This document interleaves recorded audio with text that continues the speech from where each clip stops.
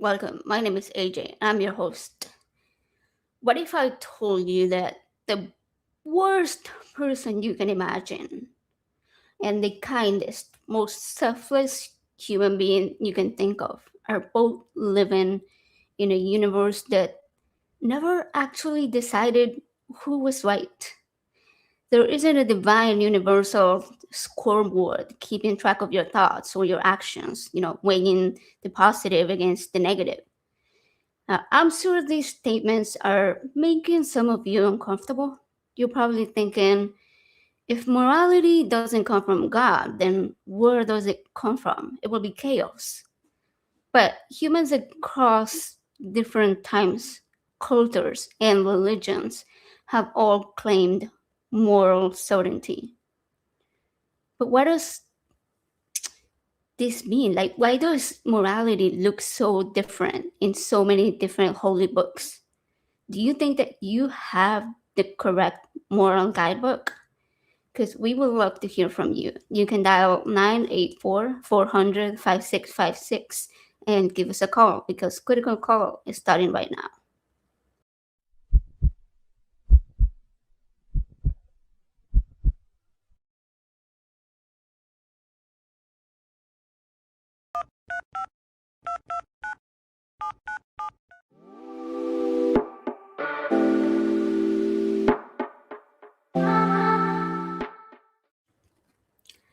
I love that. Hey, What's there's up? you. There's you. What's up? What's up? What do you love? My intro or the Yes, the intro was great. That was music? awesome. What? That was super cool. Yeah, I just realized you hadn't been on this show before. Yes, I It's know. your I'm first excited. time. I know. That's It's cool. awesome. I know.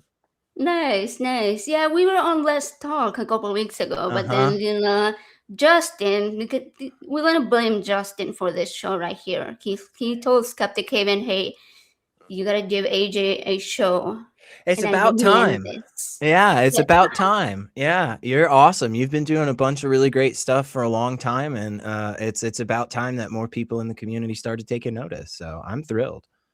I appreciate that. Love it, love it. I'm enjoying it. So many cool people that we've had on. Next week, Sydney is coming on.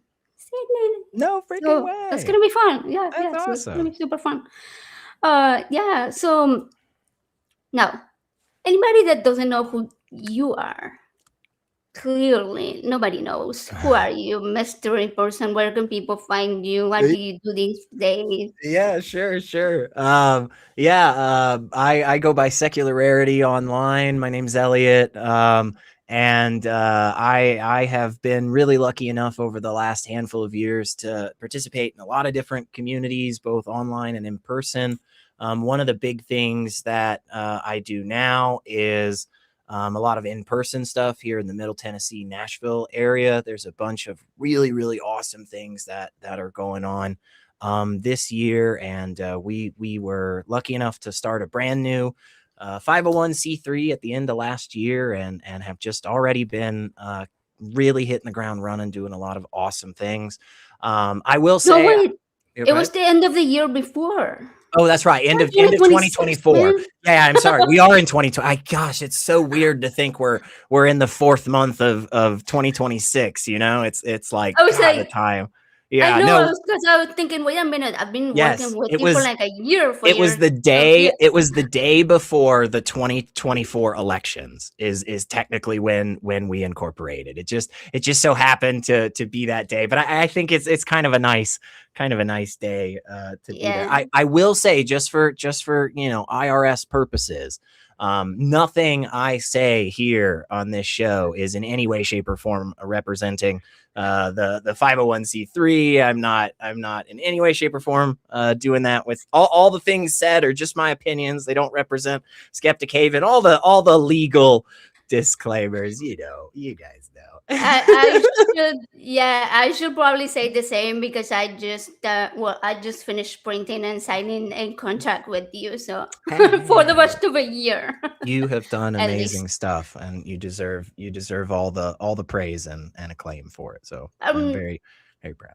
yeah, I'm excited because I really love what Sakura Rising does. As there's like not a lot of organizations that are trying to bring all of the other ones together. There's like so many being like, oh, I there's nothing over there. I'm just gonna go and do it, rather than like, hey, there is already something here. Why don't we join forces? Yeah. You know, And with that, I'll say, one of the things I was really, really lucky to be a part of is this brand new thing by actually the founder of Recovering from Religion and the Secular Therapy Project, Dr. Daryl Ray.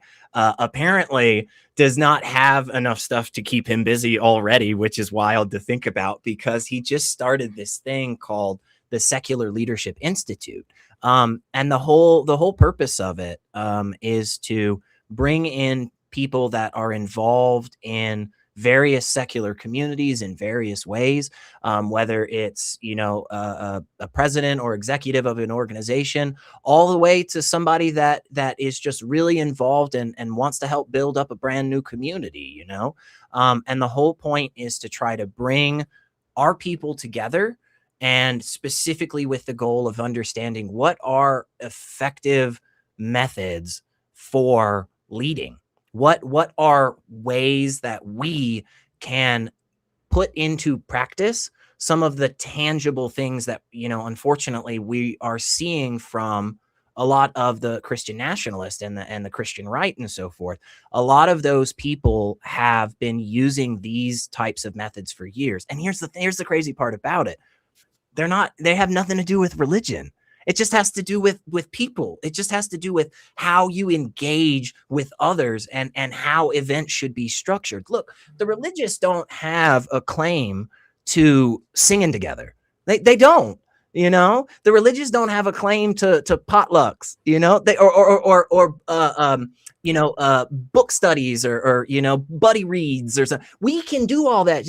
They are not the only people can give blankets. We can give blankets.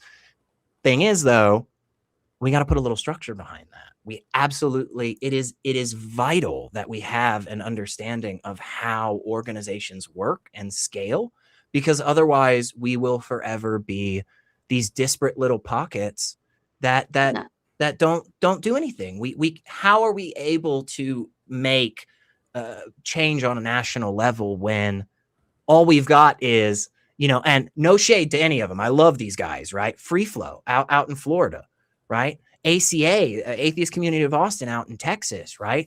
There's Santa Barbara Humanist Society. They are doing amazing stuff. What if they work together?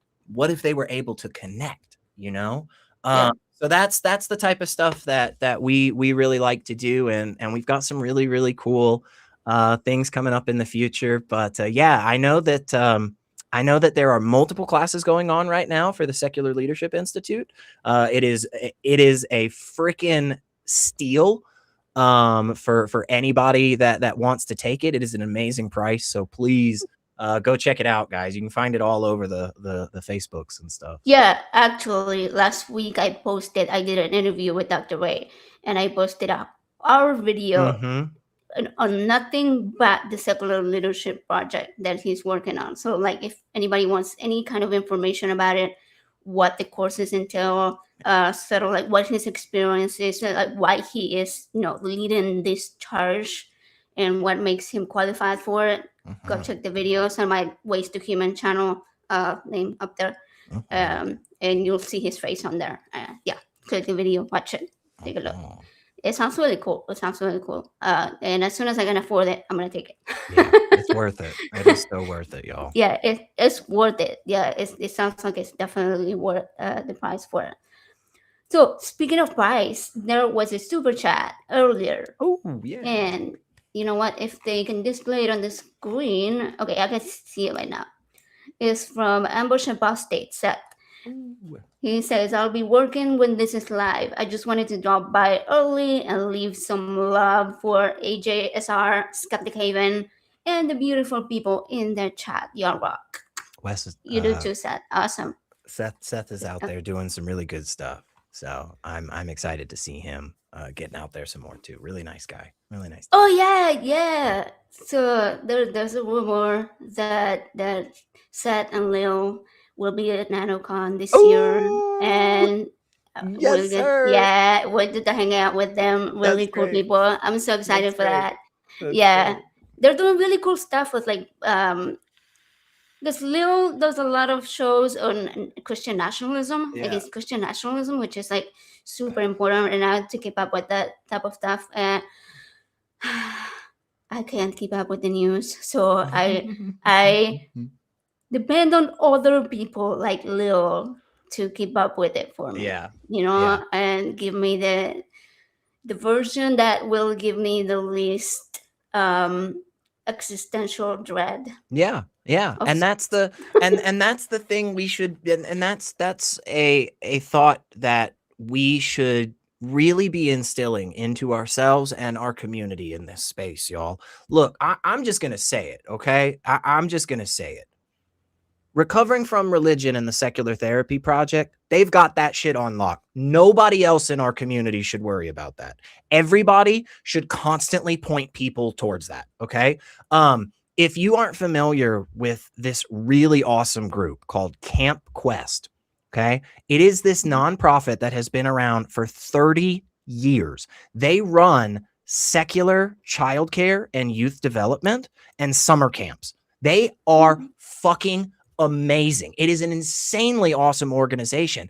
That guys, they've got it. They know what they're doing, you know? We need to start working in a way that allows for the groups and the individuals that are passionate about certain things and are good at it. Those need to be the people we go. We don't all need to be making pamphlets. We don't all need to be making, support groups and peer support and all that stuff. No, no, no, no, no. We should go to the group that does peer support. We should go to the group that does childcare. We should go to the group that does pamphlets. Partner with them, because what happens is then the money stays in our community. Then all of us have a bigger pie that we can start eating out of, man. That's the way. That's the way to do it. And yeah, Aunt Jur, it's like, yeah, secular substitute for vacation Bible school, kind of. It's more camp. It's more like actual, camp as well. So not just like, putting the kids in front of a screen and letting them watch some, TV on stuff, but yeah, we need to start working together on a more connected level, and we're getting there. We are getting there. There's a lot of different people. There's a lot of wonderful stuff out there that's happening. So Yeah, that's cool stuff. I love it. And speaking of like keeping the money within the community, if you want to send super chats, you can support Skeptic Haven. do it. You can keep the lights on, the Mhm. Streamlabs paid, the audio software. Send $10 and I'll say whatever Everything. stupid stuff you want. I'm pretty easy. I'm Yeah, send yeah, ten yeah. bucks. I'll say something stupid. That's fine. I'll do it. Yeah, Yeah. yeah. Or do something stupid. We'll see. Yeah, sure. As long as it's, YouTube Yeah, safe. We're yeah, good. yeah, yeah. Yeah. Anyway, yeah, cool stuff. Um, so today we're gonna talk about morality. I Yes, guess. I love I hope this. I hope there's some colors. Maybe I know there was somebody in the chat that was like talking about Jesus Yeah. coming back, but I don't know if it'll He got just lightning wrong though. fall or He yeah. didn't seem to understand lightning very well. So he said Oh, something about, Lucifer. Okay, yeah, lightning comes from east to west, and I'm pretty sure it doesn't. okay. But I did see this in the chat, and I actually got kind of giddy when I saw this person comment. So I do want to call him out real quick. There's a person in the chat named Lance Independent, and he was actually somebody I was going to bring up and reference. Okay. If you don't know Dr. Lance Bush, you should go check his stuff out. He has some of my absolute favorite discussions and conversations on non-realist morality. He gets into all the objective subjective debates, and he is just an absolute wonderful presenter. He's very, very knowledgeable. And so yeah, I have listened to a bunch of his stuff, and he has been very valuable for me in understanding this topic, because it is very dense, it is very nuanced, and the way that a lot of people discuss this, in my opinion, is just not Not very well, honestly, you know. And I'm Okay. sure no philosopher. I don't have a PhD in anything. I'm just a guy that enjoys this stuff. But Dr. Bush does. He is. So go look up his stuff. It's easy to find. Lance Independent. So yeah. Okay, cool, cool. I mean, if he wants to call and talk to us and teach us, because like, I I know even less Eh. than what you do. All right, I just sit here and bring people that know more than me about something, so that they can do the talking and I Yeah. can do the listening. That's the way to do it. That's the way You to know, do it. Yeah, yeah. Trust me. Trust me. I know that.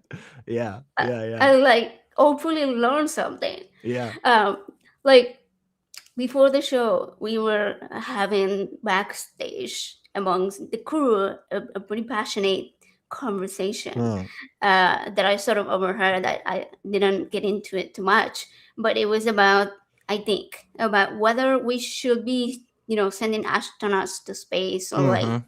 watching rockets launch and stuff, or feeding children. Mm-hmm. And while I didn't say anything, I was thinking, can we ethically do both? Mm. That is the Yeah. question. Yeah, for sure. For sure it is. And I think this is why, you know, because conversations like that I think are things a lot of us instinctually kind of want to engage in, even if we say like we don't. We do enjoy those thought experiments and stuff. And we've been doing it for a really long time, apparently. You know, a couple of things about humanity that just seems to be the case all the way through our history. We tell stories, we play music, we like good food, we drink, and we sit around thinking about really complicated ethically type things, you know.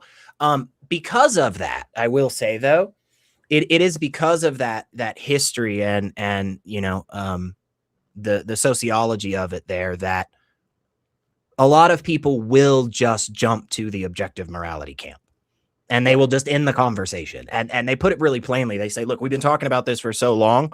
We all kind of think about it. We all kind of feel it in ourselves. It must obviously be real, right? And I just think that does a really bad job of actually trying to engage with the non-realist side here, right? And there's a lot of different ways that you can do it, right? It's not just a lot of people will say relativism, right? And I think it's worth mentioning that as with all things, right? There's a bunch of different definitions, but in certain spaces and certain contexts, like certain words are really specific. Like when you say in a philosophical context, okay, and this might bum some of our people out, but just call in if you're upset when you are writing a paper and you're using atheist regularly, you are pretty regularly saying that a God does not exist. You are taking that stance. That's fine. I don't in general take that stance. I have a slightly more nuanced stance, which is every version of a God that I have ever heard does not exist because it either fails logically or physically in some way, right? There's some problem to it. It's unfalsifiable, and I don't accept anything that's unfalsifiable. Those types of things, right? But like maybe there's a version out there that I don't know of, maybe that I could come across that makes sense to me. But when we are talking about relativism in the space of morality and stuff, what we're talking about is like cultural relativism oftentimes. And what that means is that the morality of a specific group of people is correct for those people because of their culture, right? Yeah. And I don't accept that. I do not accept that stance, because what that Okay. means is ultimately that there still is there is like it's like there's objective morality, but it's like not fully objective. Like it exists out. It's like not a full god, but like minor gods, demigods type of thing. It's like I don't think real God. I don't think a full god is real. I don't think these half gods are real either. Um. So when somebody says to me like, "Oh well, if you think morality is subjective or you don't think there's an objective morality, you're just a relativist." It's like, well, no, hang on. That has a very specific meaning in this context, and that is not what I mean. When I am talking about subjective or objective. Okay.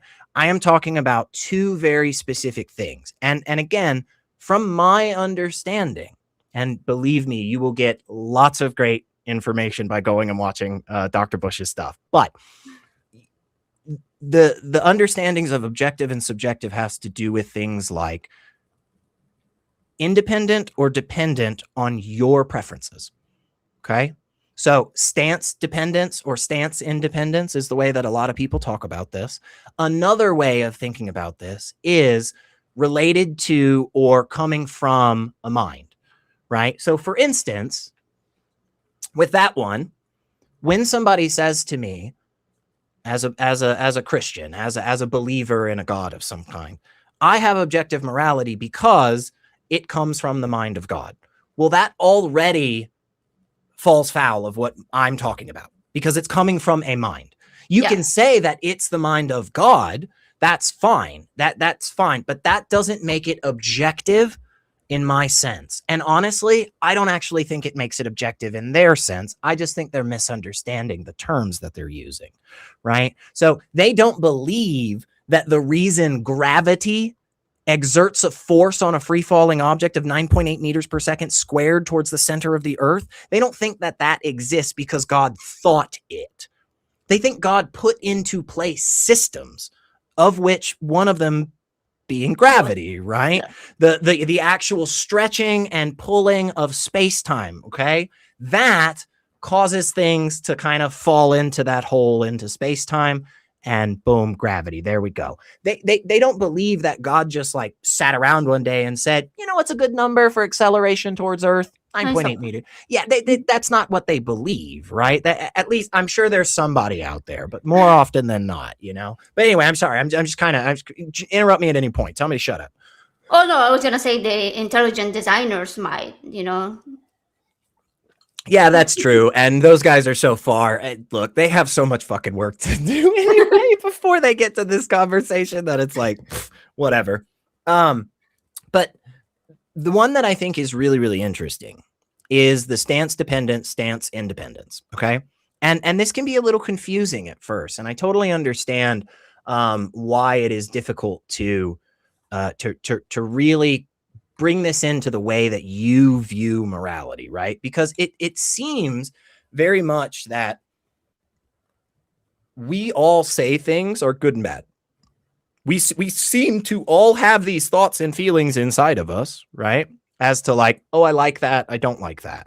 You know, I want that thing. I don't want that thing. You know, when we hear about somebody that is torturing babies just for the fun of it, right?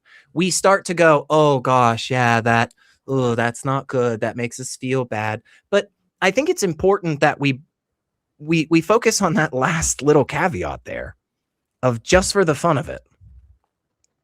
Because that seems to me already an indication that there's not objective morality. Because it seems to me like what we're granting inherently in that understanding is that possibly there would be a place where we would recognize torture of babies as being okay in some instances for some reason. Now, I would push back and say, I think when we use the word torture, there are certain words that when we say them, we're saying that there is no morally correct stance, right? When we say murder, what we're not talking about is self-defense. You don't murder somebody in self-defense. You may take their life, you may kill them, but you don't murder them. Murder is specifically the killing of an innocent person, right? And so I think the word torture, you know, is like, okay, that kind of denotes that it's bad. But let's just make it, let's just say stabbing, okay? Stabbing babies for fun is wrong. Is stabbing babies always wrong? Because I think almost everybody would agree, right? Again, unless you're just crazy about biology and stuff. But, you know, vaccinations work. We know this. They're one of the most tried and true tested sciences that we've got out there. And I would absolutely stab babies if it is in the context of giving them vaccines for measles and polio and all these other things, right? And so of course somebody's gonna clip that, and it's just gonna be me saying I want to stab I babies. am sure, yeah. I mean, we could go as far as to say, yeah, if you use the term torture versus using the term, okay, I'm going to slice babies up, but Right. then you're actually talking about open heart surgery. Right. And It's so like, right, there are certain words that we already kind of inherently bring into them this extra moral context, right? But again, that does not mean that morality is objective, right? That doesn't mean that that's the case. It just means that it seems to be the case that the vast majority of biological organisms with this type of genetic code, they don't seem to like this that much, you know? So again, going back to the terminology of stance dependent or stance independent, what that relates to is literally how you feel about something, right? It's really simple. It sounds like it's really difficult, but it isn't, because let me put it to you like this. What's your favorite color, AJ? purple. Purple. Awesome. I love purple too. I've got a lot of things that are purple. In fact, let me show you one of my favorite purple things right here. Purple, right? About that. What color is it? So it looks kind of black and kind of Okay. gray, but I think Looks it's kind of black. black, looks kind of gray. Think it's black. Okay, but I thought purple was your favorite color. Right. How do you feel about black? Is black your favorite color? It's my second It's favorite. the second favorite color. Okay, so maybe because, okay, so here's the thing. Maybe because black is your second favorite color, you're seeing this purple object as black. So let's try something different. What's a color you really don't like? Like, how do you feel about red or blue? Not a big fan of either of those, or I don't like brown. don't like brown? Perfect. Oh my God, look at this. A purple notebook right here. Purple notebook, right? Am I wrong? The worst shade of brown there Okay, ever was. here's what I think. Here's what I think. I think because you don't like brown, that is changing how you view this book. Now, obviously that's silly, right? Obviously that little experiment there is a bit silly. The reason that I'm pointing that out is because if you do that exact same thing with moral statements, the book absolutely becomes purple. Time and time and time Right. again. When you say to somebody, hey, is this moral? Is this good? Is this bad? Almost always what they are coming at you with is an acceptance that they like certain outcomes and they don't like other outcomes. So go ahead, please. No, I was gonna ask, would that Mm-hmm. qualify as consequentialism, like an outcome based sort of like depending on the outcome, then you.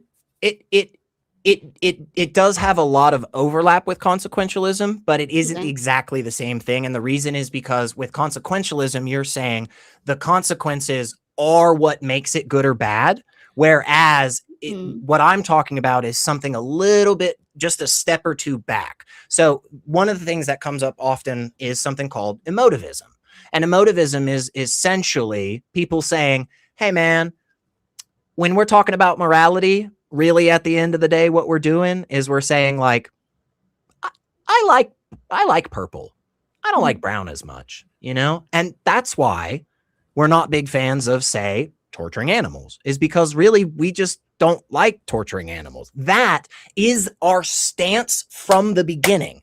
And then we get to the consequences of the torturing animals I don't like. So in consequentialism, it's just a little bit flipped, which is despite your opinion of something, the consequences of the action should determine whether or not it's good or bad. I Gotcha. broadly I like both of those very much. I think there's great value in both of those understandings, and I think it radically changes the way that you view a lot of the problems, and more importantly, a lot of the solutions in this world, right? Because no longer do I think people are just, for instance, just being evil for the sake of being evil, right? I Right, am right. now more in the camp of saying, you know, the vast majority of these people are sincerely convinced that this thing is correct for whatever their methodology is for getting to that. Now, I think most of us just don't do a very good job with that. I totally understand why. It's very difficult. It takes a long time. I've been very boring and annoying most of my friends for about 20 years now. So I don't expect everybody to do that, right?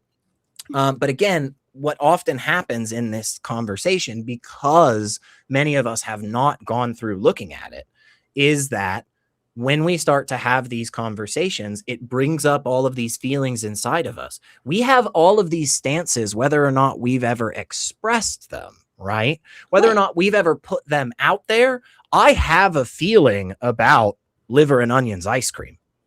And in that context, right?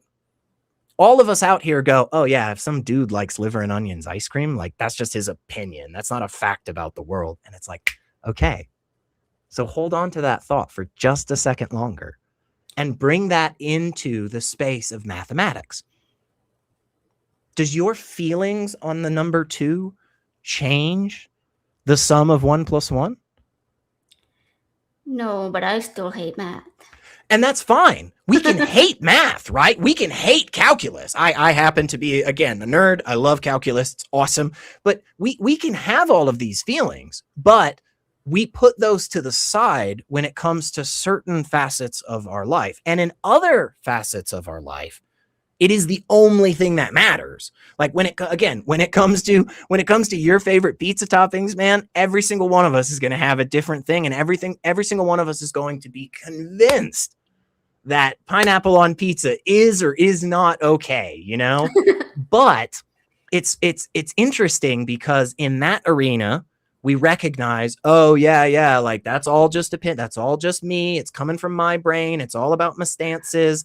And then in this arena over here about mathematics, right? Chemistry, physics, we say, no, our feelings about it don't matter at all. The numbers are the numbers, the molecules are the molecules. But then there's this weird space when it comes to morality where we seem not to be able to know exactly what it is. And again, How to get there. I think that's a pretty decent indication that it is in fact subjective. The fact that we have been arguing about it for so long and not a damn person argues about times tables 1 through 10. Guys, come on. You know, that's at least my thought on it. But it is totally subjective, even from a biological standpoint, like because if you look at people's brain structures, different structures are going to lead that person to have different responses, Correct. even different emotional Correct. responses to somebody kicking a puppy, Exactly. to pineapple on pizza. And we know this, and even deeper than that, right? We know that there are certain physical constructions of the brain and the human body that do not allow the individual to have that empathetic connection. Oh, yeah. They have mirror neurons, but they don't function in the same way that other people's do. We also know that there are other people that do feel all that stuff, but regularly suppress. Yeah, we know extra, we know suppression, we know there are people that literally do not feel pain when their hand is touching a hot stove. And all of that will change the stances that they have when it comes to these types of things. Because again, at the end of the day, like it would all come back to us completely different, right? I'm sure you've probably heard this before about like, you know, if all people were just wiped off the earth, you know, just in a blink of an eye, and new life forms evolved, and eventually millions of years went by and humans evolved again, right? We'd have all the same math. We'd have all the same science, right? A pound of feathers would still fucking weigh a pound, okay? And 2 plus 2 would still equal 4. None of that would change. But our religions, our TV shows, our famous authors and plays and actors and actresses and music, all of this would be different. And you know what? So would our moral constructions. They would too, because in reality, they are entirely from us. Now, that doesn't mean, and this is what a lot of people get very upset about. They think that Chaos. Yes, and they think that if we don't have objective morality, the whole world turns to shit because you don't have any justification. You can't tell other people that what they're doing is wrong. Well, first off, let me just throw this out there. What my argument is in general, just so we're on the same page, is that you don't have justification. You can say that I don't have justification, and that's fine. I'm willing to accept that. I think I do.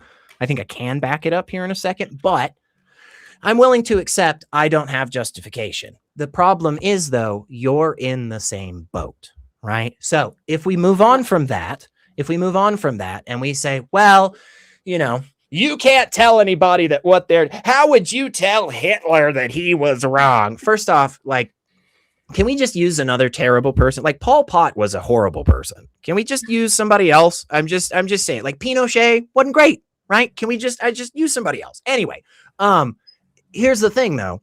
Yes, I can.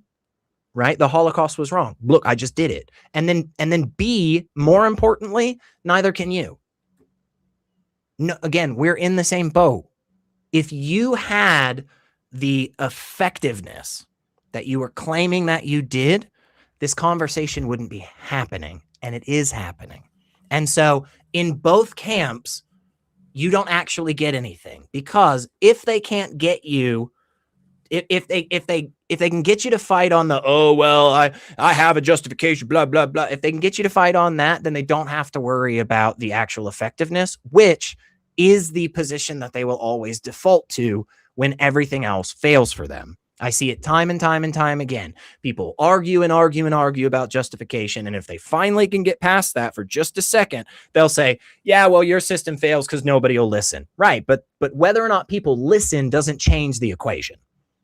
Right. Right. That is not the question. Exactly. 2 + 2 is 4, and 2 × 2 is 4. And nothing about whether or not I can get anybody else to accept that number, that doesn't change the number. The thing is, though, again, when it comes to things like flavors of ice cream, toppings on pizza, and moral conversations, it does seem to matter. And again, I think that is really good indication that it is subjective, And I will say, the pineapple is a fruit and tomato is a fruit. So pineapple belongs on pizza. Fuck off. It's a fruit pie. Pies have fruit in them sometimes. I'm just saying, Look, I've said this a couple of times when this comes up, which is I was staunchly anti-pineapple on pizza until I tried pineapple with pepperoni, bacon, and jalapeno on a thin crust pizza.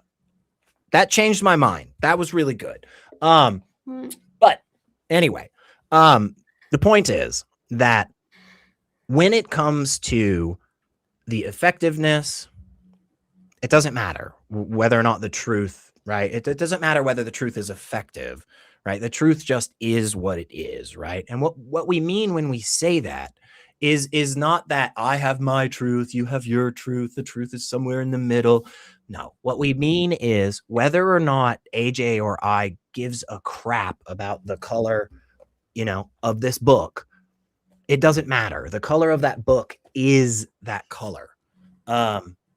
So if you change, right? If it changes for you based on how you feel about it, then that can't be objective. It has to be stance dependent. And if it's stance dependent, then it means we're all in the same boat and we all have to justify our things the best way we can. Now, all justification has a hole in the center, okay? Every single argumentation, every logical construction, all of it falls into the same trap every time, okay? Trilemma, Agrippa's trilemma or Munchausen's trilemma. I prefer Munchausen's, but very simple.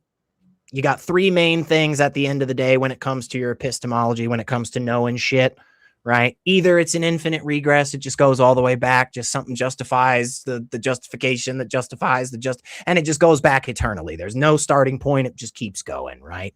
Or you got this thing where it's just circular. See, the first justification justifies the second one, which justifies the third one, which justifies the first one, which is why it works. And then the third one is just you just asserting shit, basically. It's just you saying, look, we have to stop somewhere. This is where we stop. Okay. So all justifications, all arguments, all logical trains, they all have the same massive problem. Okay. The bridge is out and nobody has been able to fix it, but they are on equal footing. They're all on equal footing.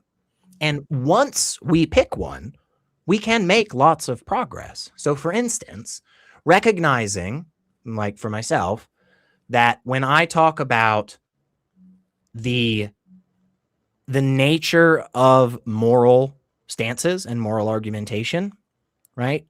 When I look at it from the perspective of really at the end of the day, what people are doing is they're expressing their stances. They're saying, I don't really like killing of people, especially if they're innocent. I really, really don't like just harming puppies for no reason. I really don't like that stuff. That helps me a lot. It allows me to engage further with the conversation because I'm able to go deeper and figure out what it is that is underpinning this methodology for getting them to this conclusion, right? A lot of times people don't know, and I'm not faulting anybody for that, right? We all have lots of work that we need to do. But when somebody says to me, for instance, like we were talking about, space travel and hungry kids, all that jazz. When somebody says to me, well, do you really think we should just completely end the space program, or, do you really think we should just let kids go hungry? It's like, oh, okay. Yeah. So you don't like kids being hungry, all right? Like you don't like the idea that we don't have a space program, right? Why? What is the thing that's underpinning that, right? That allows me, at least, to go much deeper, to understand better, and to actually find progress. Because I really hate the conversations where we walk away and we haven't done anything. Finished. Yeah. Like there's nothing, we just kind of stop because they say, my God's objective. And I go, well, I don't think so. And they go, well, if God's not objective, then you have no reason not to kill people. And I say, well, I don't want to kill people, right? I don't think that's a good way for us to live in society. And even if it's just entirely selfish, like I just don't want to live in a world where I could be at risk of being murdered, right? I just think that's bad, when they say, oh, well, somebody else could just come along and think something different. It's like, well, you're not attempting to engage, right? Because I can just say the same thing about you and it doesn't get us anywhere. Like engage with it for a second. Like, what if that's really just what the world is, right? I'm trying to give grace to your side of it. I'm trying to say, hey, look, maybe it is the case. Maybe it is the case that just like mathematics, there is some conception out there that equals objective morality, right? I just don't know what that is. I'm not saying because of that it doesn't exist. I'm simply saying if somebody wants to assert that, you have to present it, right? You have to present that argumentation, that evidence, whatever. I mean, like for instance, I'm seeing Goldeneye in the chat saying I wish they would call. I wish you would too. I'd love to talk to you. I'd love to talk to you. Like, it'll be nice. I promise. So like, cool. Like the way that you're using objective here is what's the word? Equivocation. Thank you. You're equivocating on what we mean by objective. So like the law objectively says that you have to pay taxes, right? Because what you mean by objective in that sense is that we all can like look at it and see what it says, right? There is a law on the books with the words, you need to do XYZ, right? Cannot do XYZ, right? But that's not what we're talking about when we talk about objective or subjective in this context, right? Again, and you may not have been here for it, but we're talking about from a human mind, dependent on a human mind or independent of a human mind, right? And then more specifically about independent of stances or dependent on your stances or preferences, right? Laws are subjective 100% under that understanding. It just absolutely 100%, no question, laws are subjective. And the reason we know this, because the laws have clearly changed in our lifetime. They clearly change based on how we feel about things. At one point in the United States, and believe me, guys, this was objectively the law. At one point in the United States, our Supreme Court literally said Black people are the same as chairs. They are, in fact, your property, right? Mm-hmm. The reason we made that law is because of the stances of the individuals at the time. Years later, when people got their heads out of their asses, that law was changed.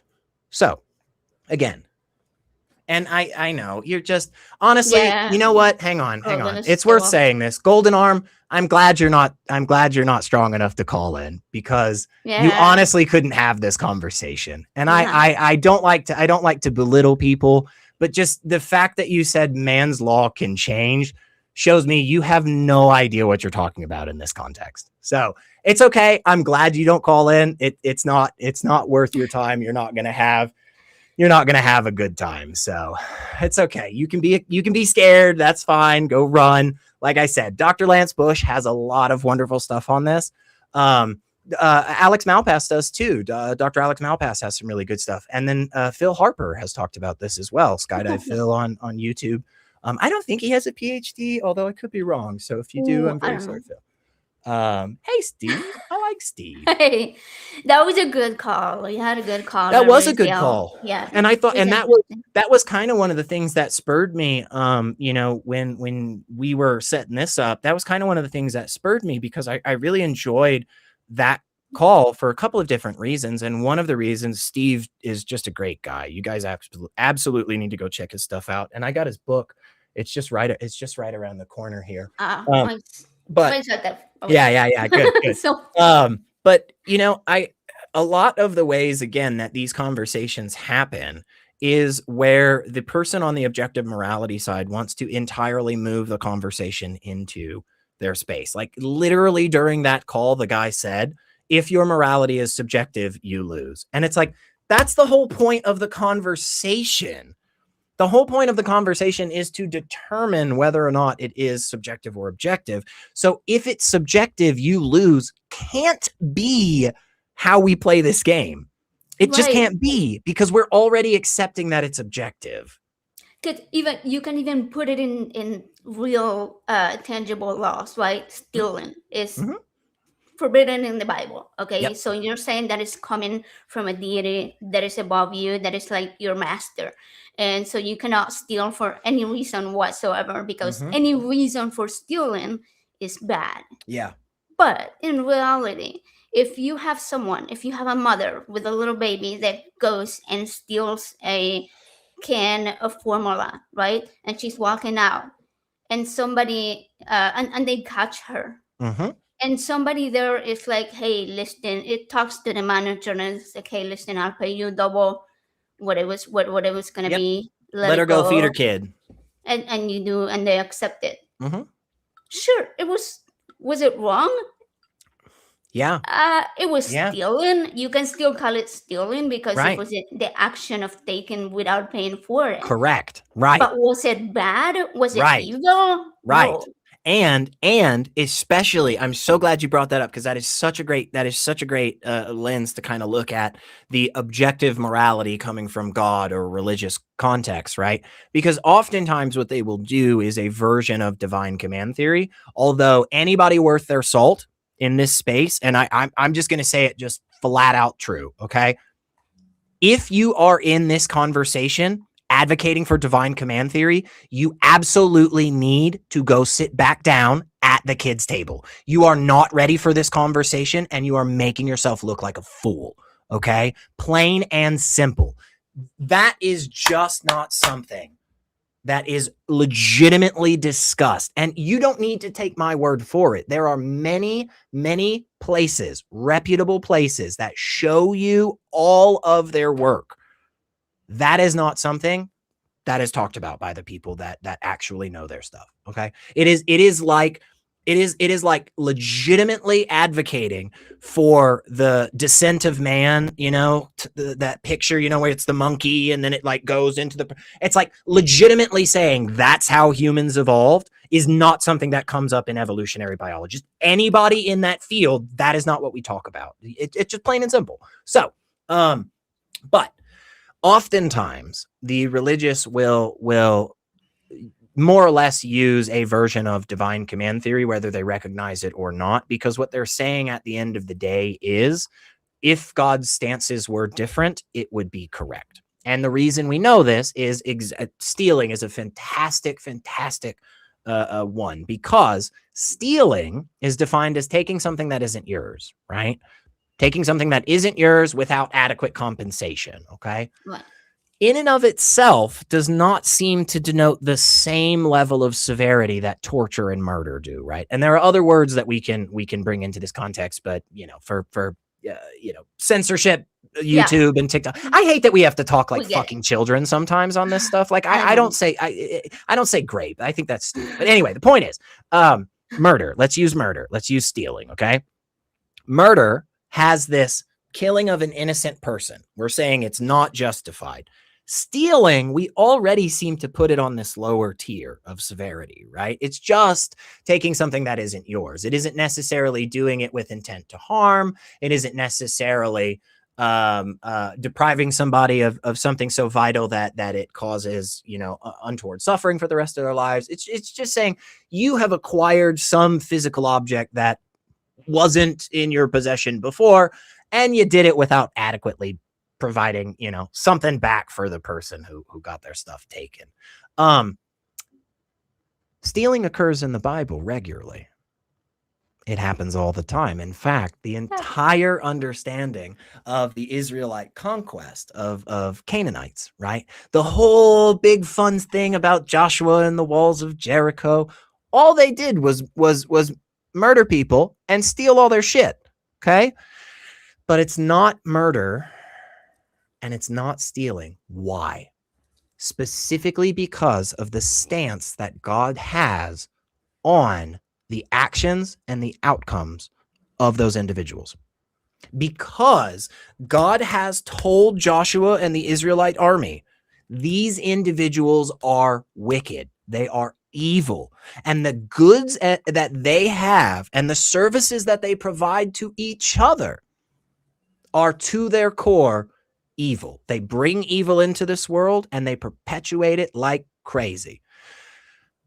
That justifies the killing, because no longer are they innocent people. We're not murdering. We may be still killing. We may still be taking their life, right? But go one step further. Stealing, we're not stealing. Are we taking something that wasn't ours without adequate compensation? Yes, we are. But why is it still not stealing? Because they acquired it through wrongful means. And they are using it to spread evil in the world. That is the reason that it is okay. And thus, again, what it is saying is two things. One, it is entirely dependent on God's stance. And two, it is actually the worst type of moral understanding you could possibly have, which is divine command theory. It's gross. It's terrible. And it's what has justified genocide for generations. So Yeah. I see we have a call. I'll shut up. I do. So sorry. I didn't want to like No, you on a please shut me wall. up. Shut me up at any point. Tell me, you know me well enough. Just say, Elliot, Jesus Christ, man. I know, but I really wanted to see where that ended. So here we are. Sorry, Amber. Amber, she her from New York. Atheist, of course, we know who Amber. Woo! Yeah. Love Amber. I love Fruit. We're gonna fruit-based. discuss fruit-based morality. All right, let's do All it. right. I want to see this. Oh yeah. All right. So there's a lot of talk about where morality comes from, and if we if we read the good book, that, the inspired word of the Lord, it tells us that morality does not come from God. It cannot come from God, because God told Adam and Eve specifically not to eat the fruit of the tree of knowledge of good and evil. He forbade the eating of the fruit of the tree of knowledge of good and evil. And Adam and Eve, in defiance of God's direct command, helped themselves to the knowledge of good and evil. Yes. Hmm. And they knew, they understood they had done wrong, which is why they hid from God. Right. So they had suddenly, thanks to the fruit of the knowledge of good and evil, they knew what good and evil were. So morality did not come from God, but rather, in spite of God, it came from the fruit. Yeah, I think that's a really good point, honestly. And I know there are some believers and stuff that'll chastise us for not really understanding the full context, blah blah blah blah blah blah blah. But okay, the writers of Genesis, okay, which, just throwing this out there for anybody that's not familiar, the hypothesis theory, the documentary hypothesis is really, really a great way to think about the Old Testament, where there's kind of a cadre of different writers, a priestly source, a source that really cares about particular things about God, calling him Yahweh all the time. There's one from the Elohimist version. None of that's particularly important. It's just to say this, which is all of the various writers of Genesis very, very much were attempting to tell a story to explain the situation that their people are in right now. How do we make sense of where humans were to all of this shit around us, right? So they are absolutely intending for people, when they read this, to understand this as important information for things like, why do we have all these different birds? Like, why does a snake crawl on its belly? Why do women experience such painful childbirth, right? So now, it wasn't taken literally in the same way that a lot of evangelists or far right Christian nationalist type take it today, but it was taken in a sense of genuinely trying to understand the state of the world and how we got here through God's hand.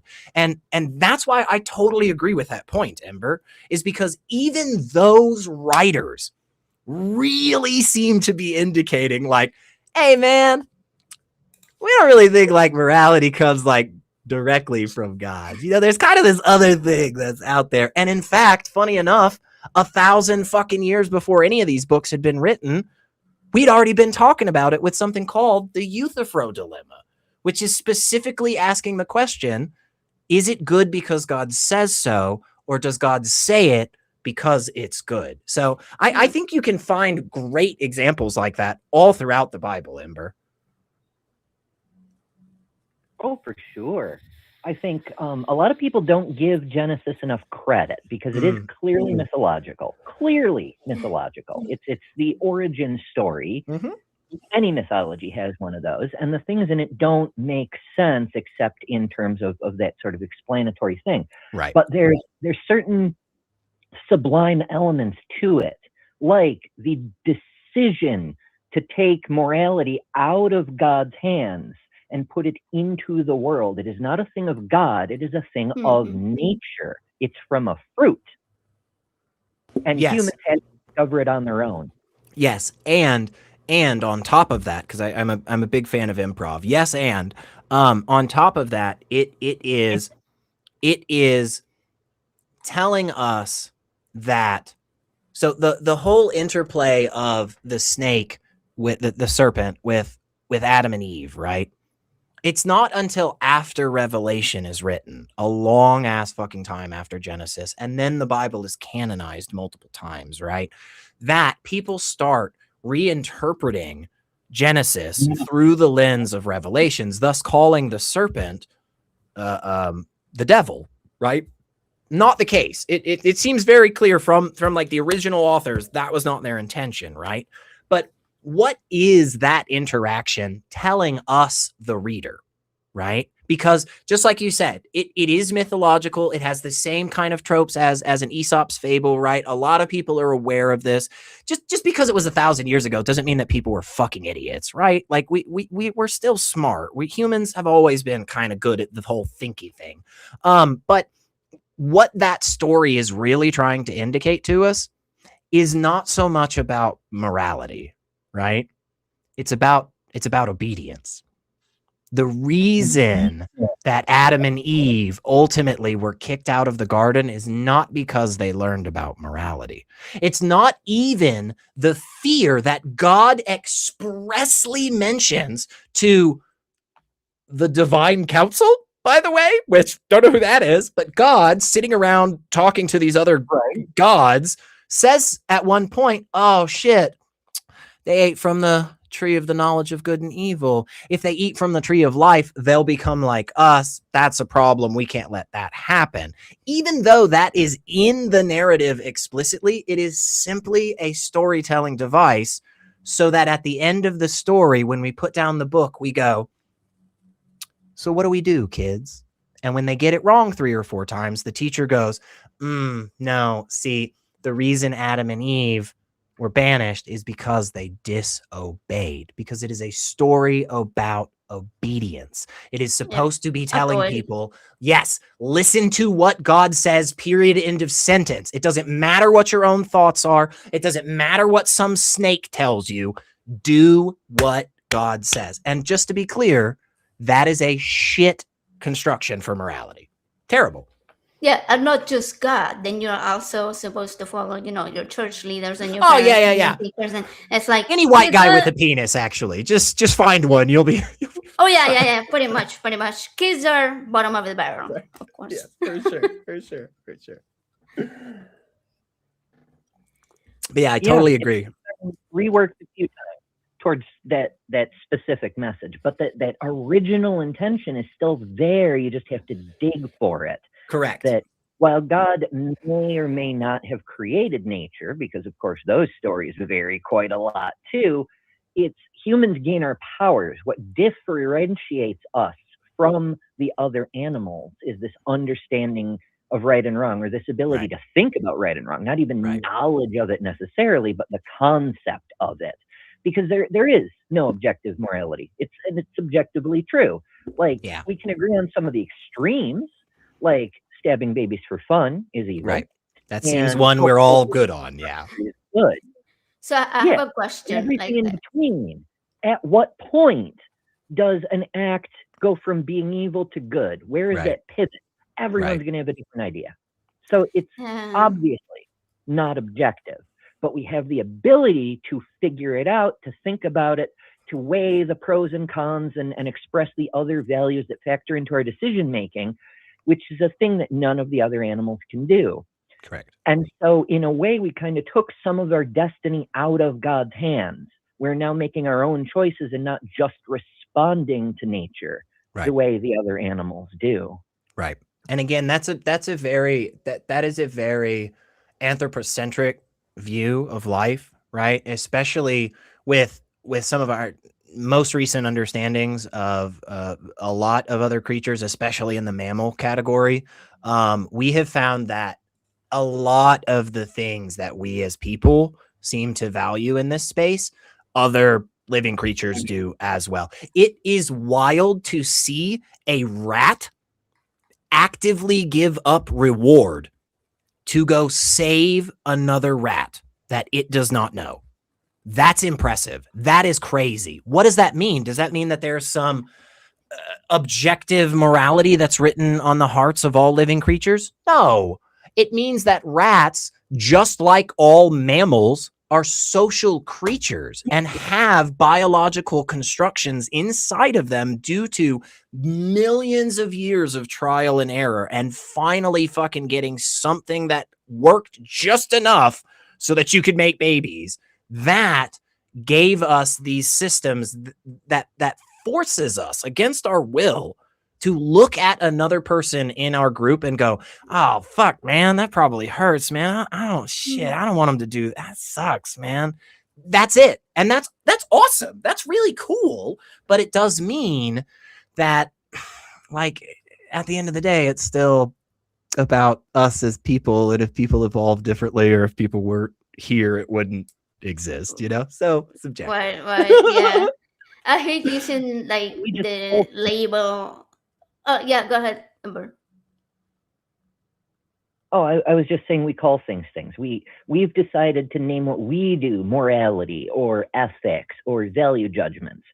But so many other animals do the same thing. They just don't think about it the same way we do. Just some things are obviously beneficial, even if not directly beneficial to the specific individual, because there's an evolutionary advantage to operating as a social group rather than as a bunch of individuals.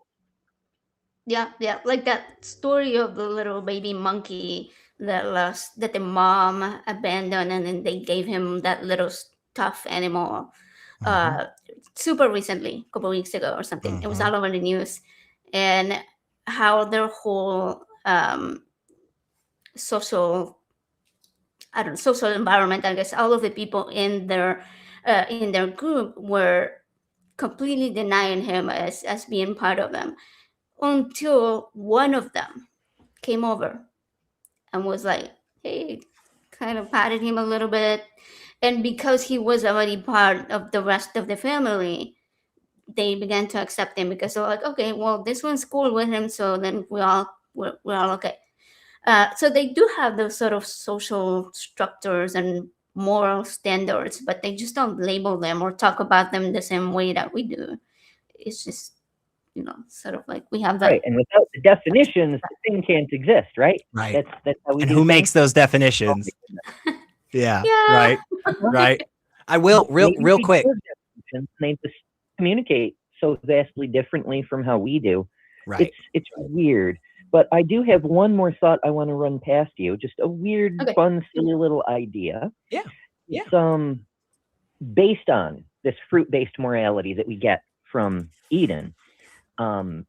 We end up with effectively two groups of humans who are still vying for cultural dominance to this day. There's the group of humans who want to discard what we've learned from nature, to take all that we've discovered over all the years and cough out the wisdom of that fruit that it is bestowed on us and go back to being subservient and obedient to God. And then there's another group of people who go, what, whether God created us or not, that's way back in the past. But look how much we've gained by learning the wisdom of nature. We should continue down this path and see what else we can discover. And that's where we are today, is people saying, no, go back, forget all you've learned and obey God. And other people saying, no, go forward. We can learn more. We can be better. And that's right there in Genesis. Yeah. Yeah. I agree. And I think there was and that I'm glad you said that, because there was a couple of comments in chat that I definitely wanted to respond to. And one of them was from M series. They said, in Christianity, God is considered to be the origin of morality, and so there wouldn't be a distinction between obedience to God and being moral in this view. That is not as common of a view in Christianity as it may seem, especially for us in the United States, in the South. In Western European type of contexts, that may be more common. But actually, the majority of Christian denominations out there do not accept that.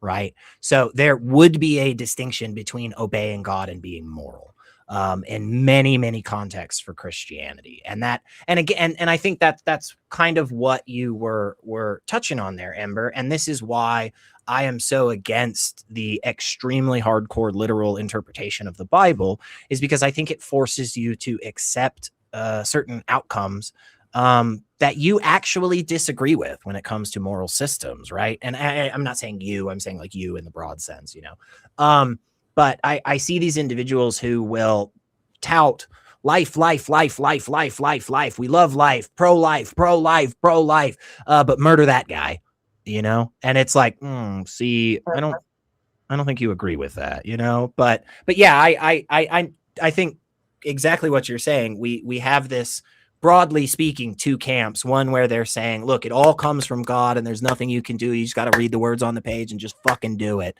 And then the other side that's like, it's a little bit more nuanced and it's kind of a back and forth kind of play. And I very much agree with that second camp more than the first camp, although I still don't think God's real. So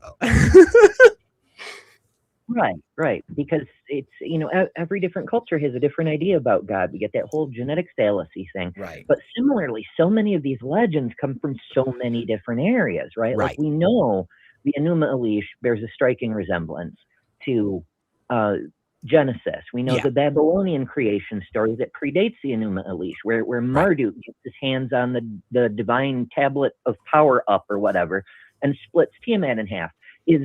The names are changed to protect the innocent, but it's the same damn story. And there's a pre-Zedek creation story that it bears certain similarities. It just goes on and on and on. Humans have had ideas like these for a very long time. And while the gods differ, there's always in the oldest myths that central element of should we put ourselves back in the hands of the gods like the other animals do, or should we venture forth and seize our own destiny? Yep. Yeah, I've never thought about that point of like people actually wanting to go back to the way things were before the apple was eaten, sort of. Yeah, that's an excellent observation. There was a comment in the chat by somebody saying that Adam and Eve are innocent of their crimes because they couldn't have known it was wrong to disobey God.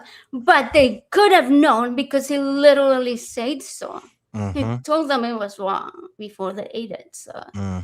And again, yes, they are not innocent. They are not innocent. If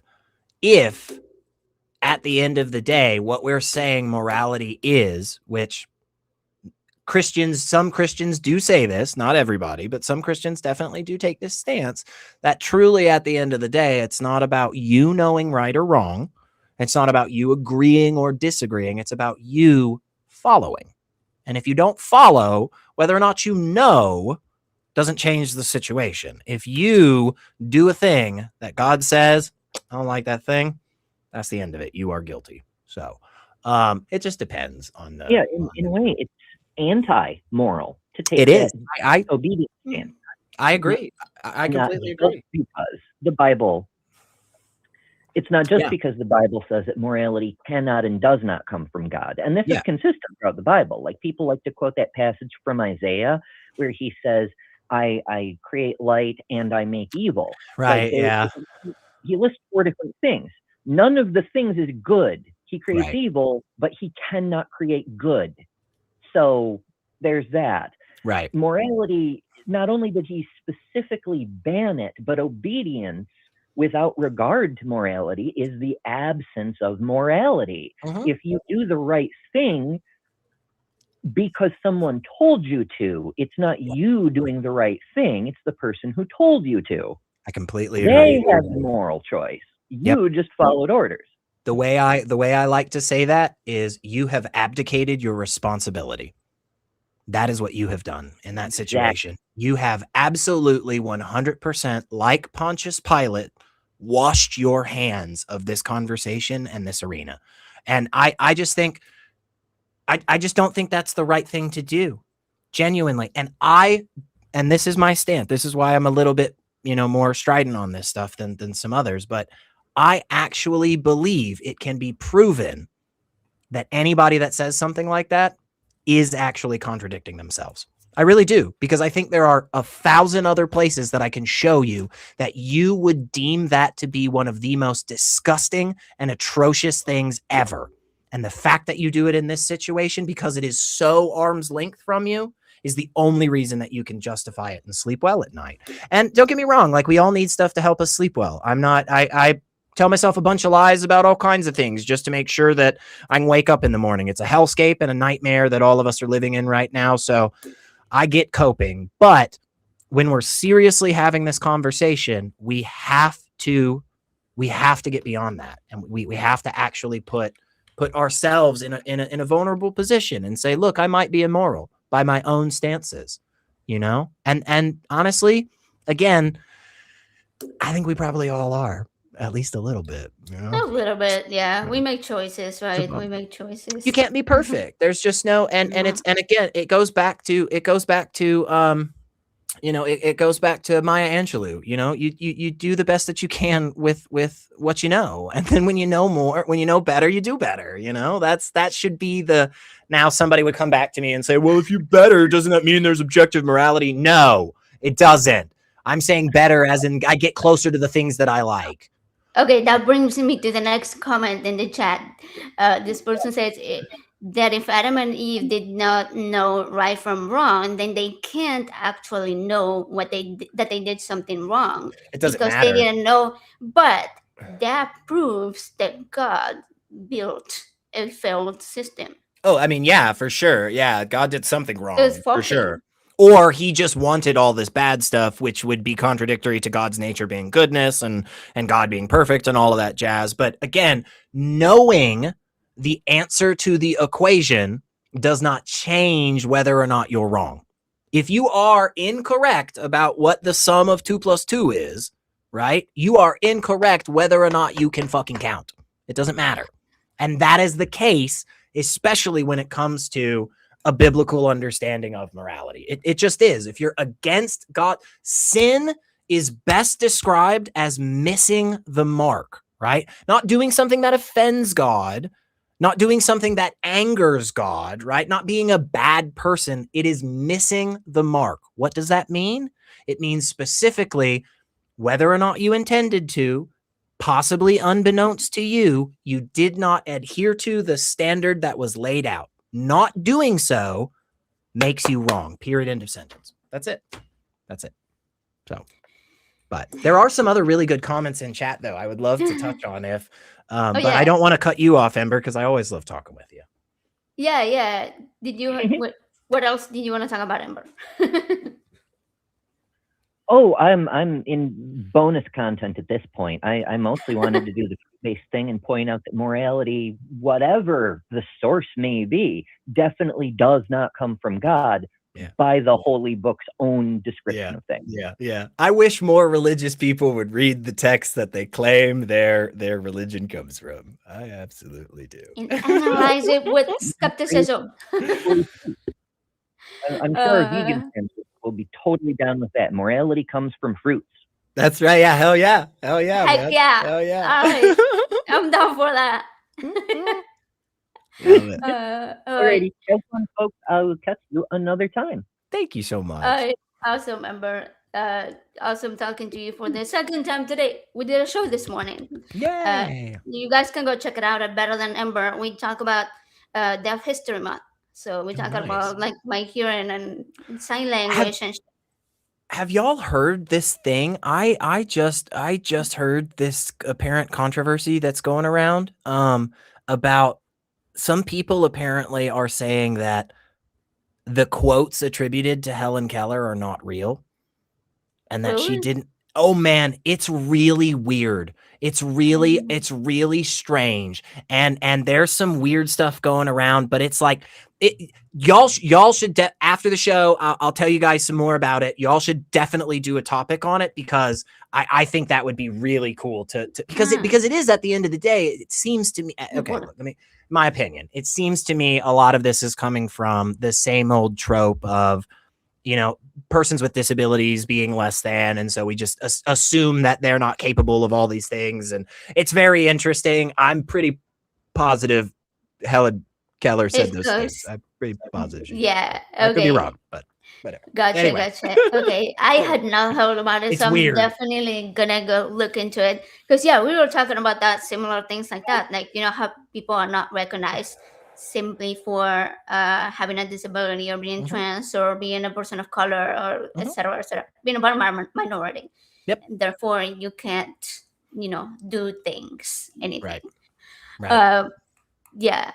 Okay. So you said there were some comments. Thank you, Ember. We appreciate you. As always, you were wonderful. And let me say some things about some of these comments here real quick. So there was one I saw. Let me see if I can find it again. And I haven't seen this person commenting much after it, so they might have already fucked off, which is fine. But they asked, wasn't it was the Haas 954 said, wasn't the Magna Carta of 1215 based on divine justice and led to the Fifth Amendment of the U.S. Constitution? So the Magna Carta was written in 1215. Good on you. Divine justice was something that was talked about, sure, but the Magna Carta was specifically about the British Parliament attempting to take rights for themselves away from the king. Okay, so like it's very clear what that is. And then to say that it led to the Fifth Amendment of the U.S. Constitution, I think is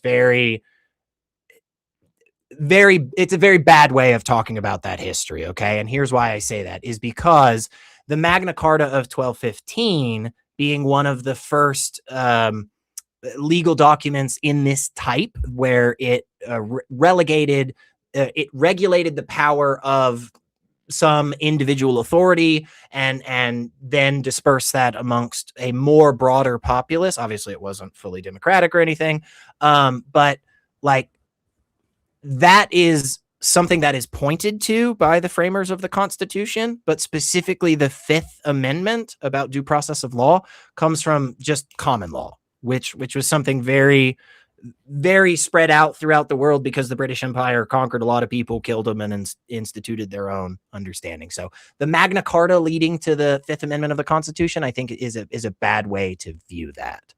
That's just my views. You can go look up the history. And then there was this other one here, which I think this person has, and I'm so sorry. I just keep rambling. I can't help it. Please just yell at me. Just at any point, just be like, shut the fuck up. But the this from It Stands to Reason. They say rats saving other rats is not an example of morality. Morality is about what we, quote, should do. One rat saving another is not informative of our actions. So I disagree with all of that. And here's why. Ethics is actually what we're talking about when we talk about the actions that we should be making in a moral framework. Morality, right? So ethics is the should of it. Morality is the system of actions, thoughts, behaviors, and consequences that a social species engages in a societal context. That's what we mean when we talk about morality. The specifics of it and how we navigate it, that is ethics. Gotcha. They are different. It's not terribly important, but I do think the best way for us to understand what we mean when we talk about morality is in that context of what we're talking about, a system of interconnected individuals engaging with each other and understanding those various engagements, whether it be actions, whether it be thoughts, whether it be consequences of those things. That's what we are talking about, right? So that's why we have things like a constructivist morality, right? Or an emotivist morality, or a consequentialist deontological, right? What they're not saying what we should do.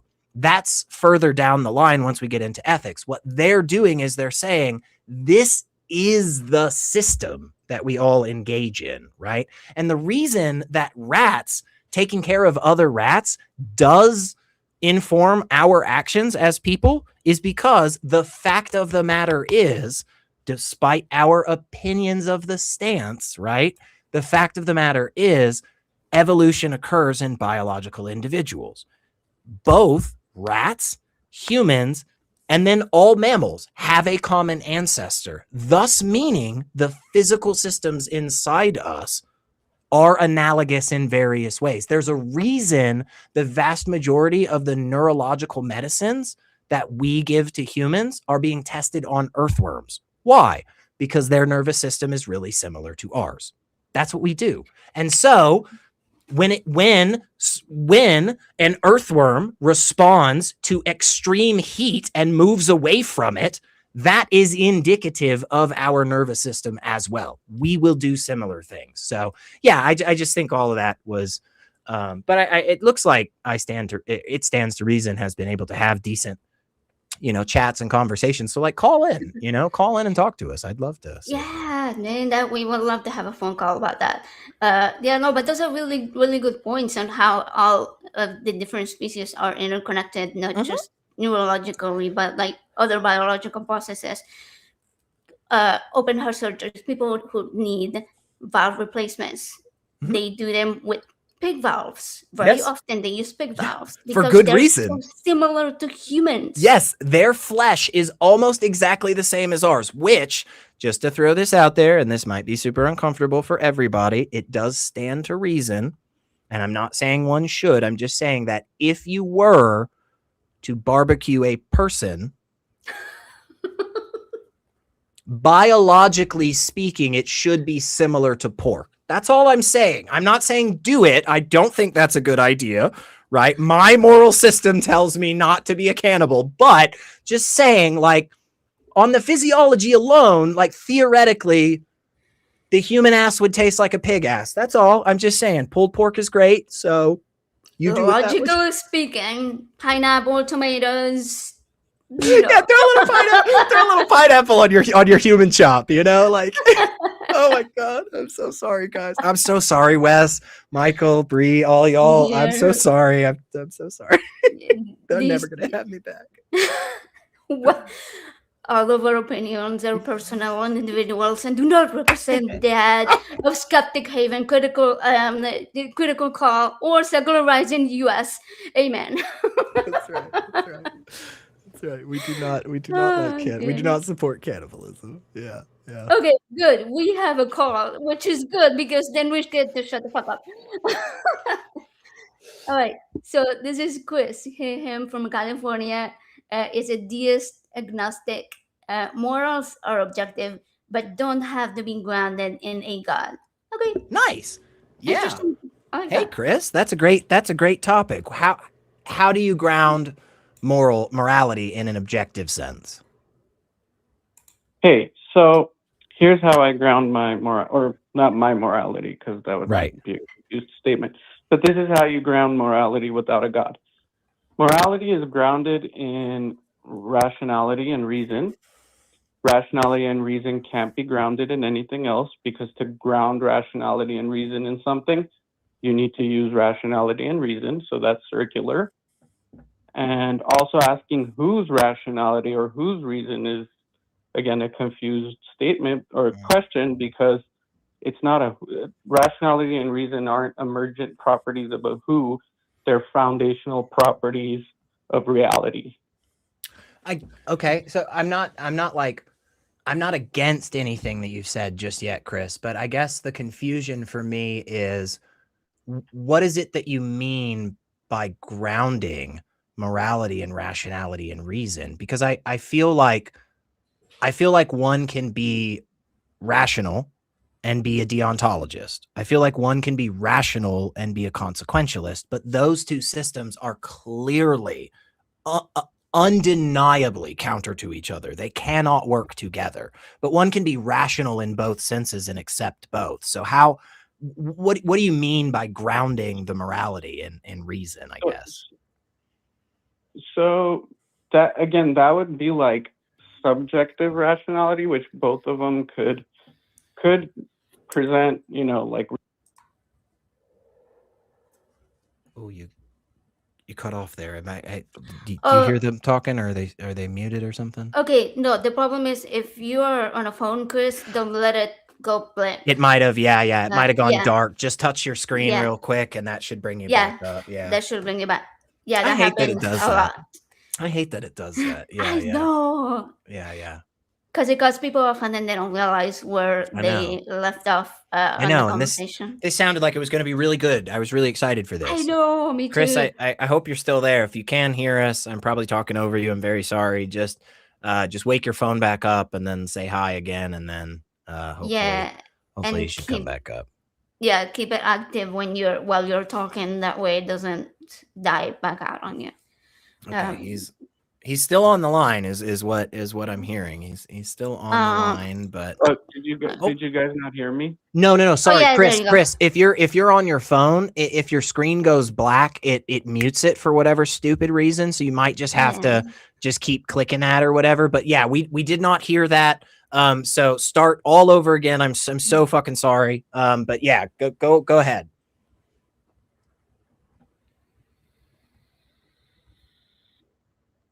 Is it still quiet for you? It's still quiet for me. Yeah, I mean, we heard him for a second. I know. And He came back on for just a second and then he's gone. I still see him the call-in studio, so everything's good. I'm pretty sure. Could we pop him back in the call screener and just have them check real quick, and then because this sounds like this sounds like something awesome. I would love to I would love to have this conversation, Chris. I know, maybe he'll call back because actually it just dropped, so we'll see. Okay, so it could have been a connection issue. Yeah, but go ahead, please. It happens. No, yeah, that it happens quite a bit. So I will say I think going down this route will put us into the same position that a lot of these put us in, right? Because ultimately what we're going to try to do is we're going to try to say there is some understanding of rationality or reason that exists independent of humans. And I don't think that's the case. And here's why, okay? It's not to say that rationality doesn't exist outside of humans. Again, it does. 1 + 1 = 2, whether or not there's a human around to codify it, right? But when we are talking about logical systems, when we are talking about morality, it is specifically referential of human beings. It has to be. Because without people around to denote A = A, that understanding, that construction does not exist. A still equals A. Okay? A rock is still a fucking rock. That doesn't change. But what changes is the codification, the description, and then the understanding and the byproduct of that understanding. All of that changes. Why? It is specifically based on the individual's stances at the end of the day. The rationality, right? The reason that exists out there tells me that living in a society in which one can just decide willy-nilly to take justice into their own hands and just dole it out wherever they want, that is not one that leads to a more productive society. That is what the rationality tells me, right? But also the rationality tells me that me living in a society where I personally can do whatever I want and hand out vigilante justice whenever I want, that does accomplish my goal, right? So because my stance is one where I am not just concerned about my own well-being, then I care about the rest of the consequences, right? Those other things matter to me. And so I say, oops, that's not moral. But kind of do. But again, I would love to hear if we've got him back. I would love to hear Chris, because it sounded like we were about to go down a really cool route, Chris. So sorry about the technical shit. Okay, yeah, I think we got him back. Am I back on? Yes, we can hear you. Yeah, go ahead. Awesome. So yeah, so it seemed like the question was, if we have two opposing systems, both seem apparently rational through argumentation, which one, is the accurate one, or which one, are both rational or are both moral or not? So I would say reality dictates that one of the two positions has to be more in accordance with rationality and reason. So we can then further investigate to see which position correlates with reality better. And then we can make the conclusion that that one is the one that's closer to the objective reason and objective morality that emerges from reality. I will say this, Chris, again, largely speaking, I agree with you there, man. I totally think that the what you're talking about there in general is a kind of heuristic that I live by, right? It seems to me no matter what the category is, no matter what we're talking about, more often than not, there's like definitely something that doesn't adhere well to reality as this other thing that definitely adheres a bit better. But my question is it possible for two contradictory stances to both adhere to the available evidence? No, that would go against the laws of logic, and we all know that. So just to be clear, I'm not talking about what the actual state of existence is. I'm talking about the available evidence. Is it possible that there are contradictory stances that both adhere to the available evidence? If we're talking about the available evidence, possibly, although you would have to demonstrate it. Yeah, no, I agree. I agree, Chris. I agree. It would have to be demonstrated. Totally fair. But just in the logical, just in the logical train of this, right? It seems to me that this is where the problem lies.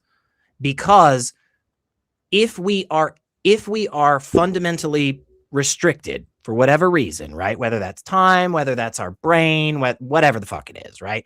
If we are fundamentally restricted from having all of the necessary available evidence to actually indicate a single position over the other, then it seems to me that the correct position is that both are on equal footing.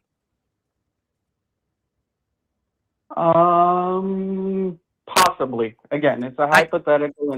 I don't think it's yeah. And totally. I think there are some instances where we could say, hey, no, it's obvious that isn't correct, right? But the fact that exists out there for me seems to indicate, to me at least, that there's a problem when it comes to saying, like, well, there is this higher level of rationality that exists outside of any of us knowing about it, and just one day maybe we'll get there and we'll figure it out, you know? I don't disagree that that's a possibility. I'm 100% open to that. But I think if we accept that stance, then we can't then take the next step to say, but this one's right. Which seems to me that we're in the boat of having to say deontology and consequentialism and emotivism are all in the same boat. They're all in the same footing. Right now, each of them may seem a little bit more adherent to reality than divine command theory from a god, but none of them seem to be so clearly adherent to reality that they negate the others. Does that make sense? Is that fair?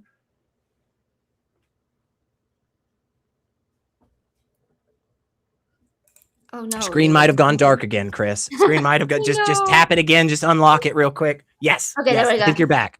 Perfect. Oh, I might have been wrong. I got excited. Damn, that was so good. This is such a good conversation. Damn it. No, why are the gods doing this? That's right. That's right. That's what it is. This is almost that. Okay, yeah, I don't know exactly what was happening, but I'm sitting here thinking about what you're talking about while we wait, and it's like, if I start to wonder if all of these moral dilemmas that we have, all of these morality stances that we have, they all come from individual minds. And sure, we can collectively come to the conclusion that murder is wrong, right? But let's say we live in like a futuristic world society, and a criminal commits like a really horrible murderous torturous act, one of the two that we can clearly say is bad. And then scientists erase their memory, and they completely rewrite their personality to someone who, or like restructure their brain, in a way that will reshape it so that they really, almost for sure, will not be able to commit such a crime. Is it justice, or are they getting away without punishment? Like what matters the most? Yeah, and are we gonna back? Okay, well, we'll check. Chris, are you still? All right, Chris, are you there? Okay, we've got him up just in case. Chris, if you can hear me, your phone might have gone asleep again, or it might have dropped. I'm not positive. I don't have. I'm being a bad host. I don't have the thing. Oh, Chris, are you there? There are sounds, and they may be from our crew. They may be I from think our crew, right? Okay. um Well, that's fine. I'll talk about that because I think that is a really interesting space to go. This gets into a little like futurist sci-fi type of stuff. So it does very much seem to me that our understandings of the world around us and how we should engage with it is maybe not 100% dependent, but seems very obviously tied to the physical structure of our brains. That very much seems the case to me. Okay. At this point, with all of the different imaging we can do, with all of the different science and biology and physiology that we understand, it very much seems to me that the structure of our brain is very, very critical to how we understand these types of things and these conversations. And so I do think, right, I know this is crazy, you guys, just bear with me. We're totally hypothetical, philosophical right now. I do think if it were possible, which I'm not saying it is, I don't know. We did map a fly's brain for the first time, you guys. There's a 3D model you can go look at. It's fascinating. Everybody should do it. If it were possible that we were able to understand the construction of the human brain to the point that we were able to understand certain neural connections being related to XYZ feelings or acceptance of belief or actions, yada, yada, yada, then yeah, we could do stuff like that. Where somebody who currently in our system is called like a sociopath or a psychopath. And I don't think those terminologies are used as much anymore. I could be wrong, but basically in general, what we're talking about when we talk about somebody in those categories is an individual who has a physiological structure in their brain that is so radically different from the vast majority of people that it causes them to think, behave, in certain ways, right? And oftentimes one of the biggest things is the fact that they just genuinely don't feel empathy or a connection to other human beings, which seems very common, again, not just to people, but mammals. Fucking monkeys do it, rats do it, horses do it, dogs do it, all of them, okay?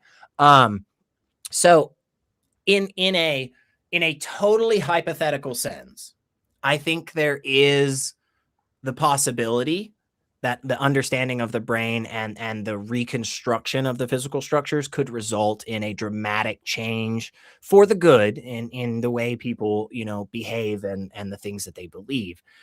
As to the question of justice, that's a really difficult one. And I think one of the reasons that it's so difficult is because we all kind of know what justice is. But it seems very obvious to me that justice is a lot more squishy and shaky than what we pretend it is, right? Justice is a lot like spicy foods. Okay. I don't think paprika is fucking spicy. I'll go get a goddamn spoonful of that and fucking drink it, man. Like that shit is not spicy, but cayenne is spicy to me. But to my father, he don't give a shit until it's like, 100,000 Scovilles. Okay. So what is spicy? Well, it generally refers to something that has a heat kind of feeling to us, it's tingling in the tongue and these types of sensations and so forth. I think when we're talking about justice, what we're talking about is equaling of the scales and evening of the scales in some capacity. And I think that we oftentimes have a very skewed understanding of that. For instance, I don't think, and I know it looks like we have a call, and I'm so sorry, caller. Just hang on for five more seconds. Yeah, just one more second. I will absolutely shut up. I swear.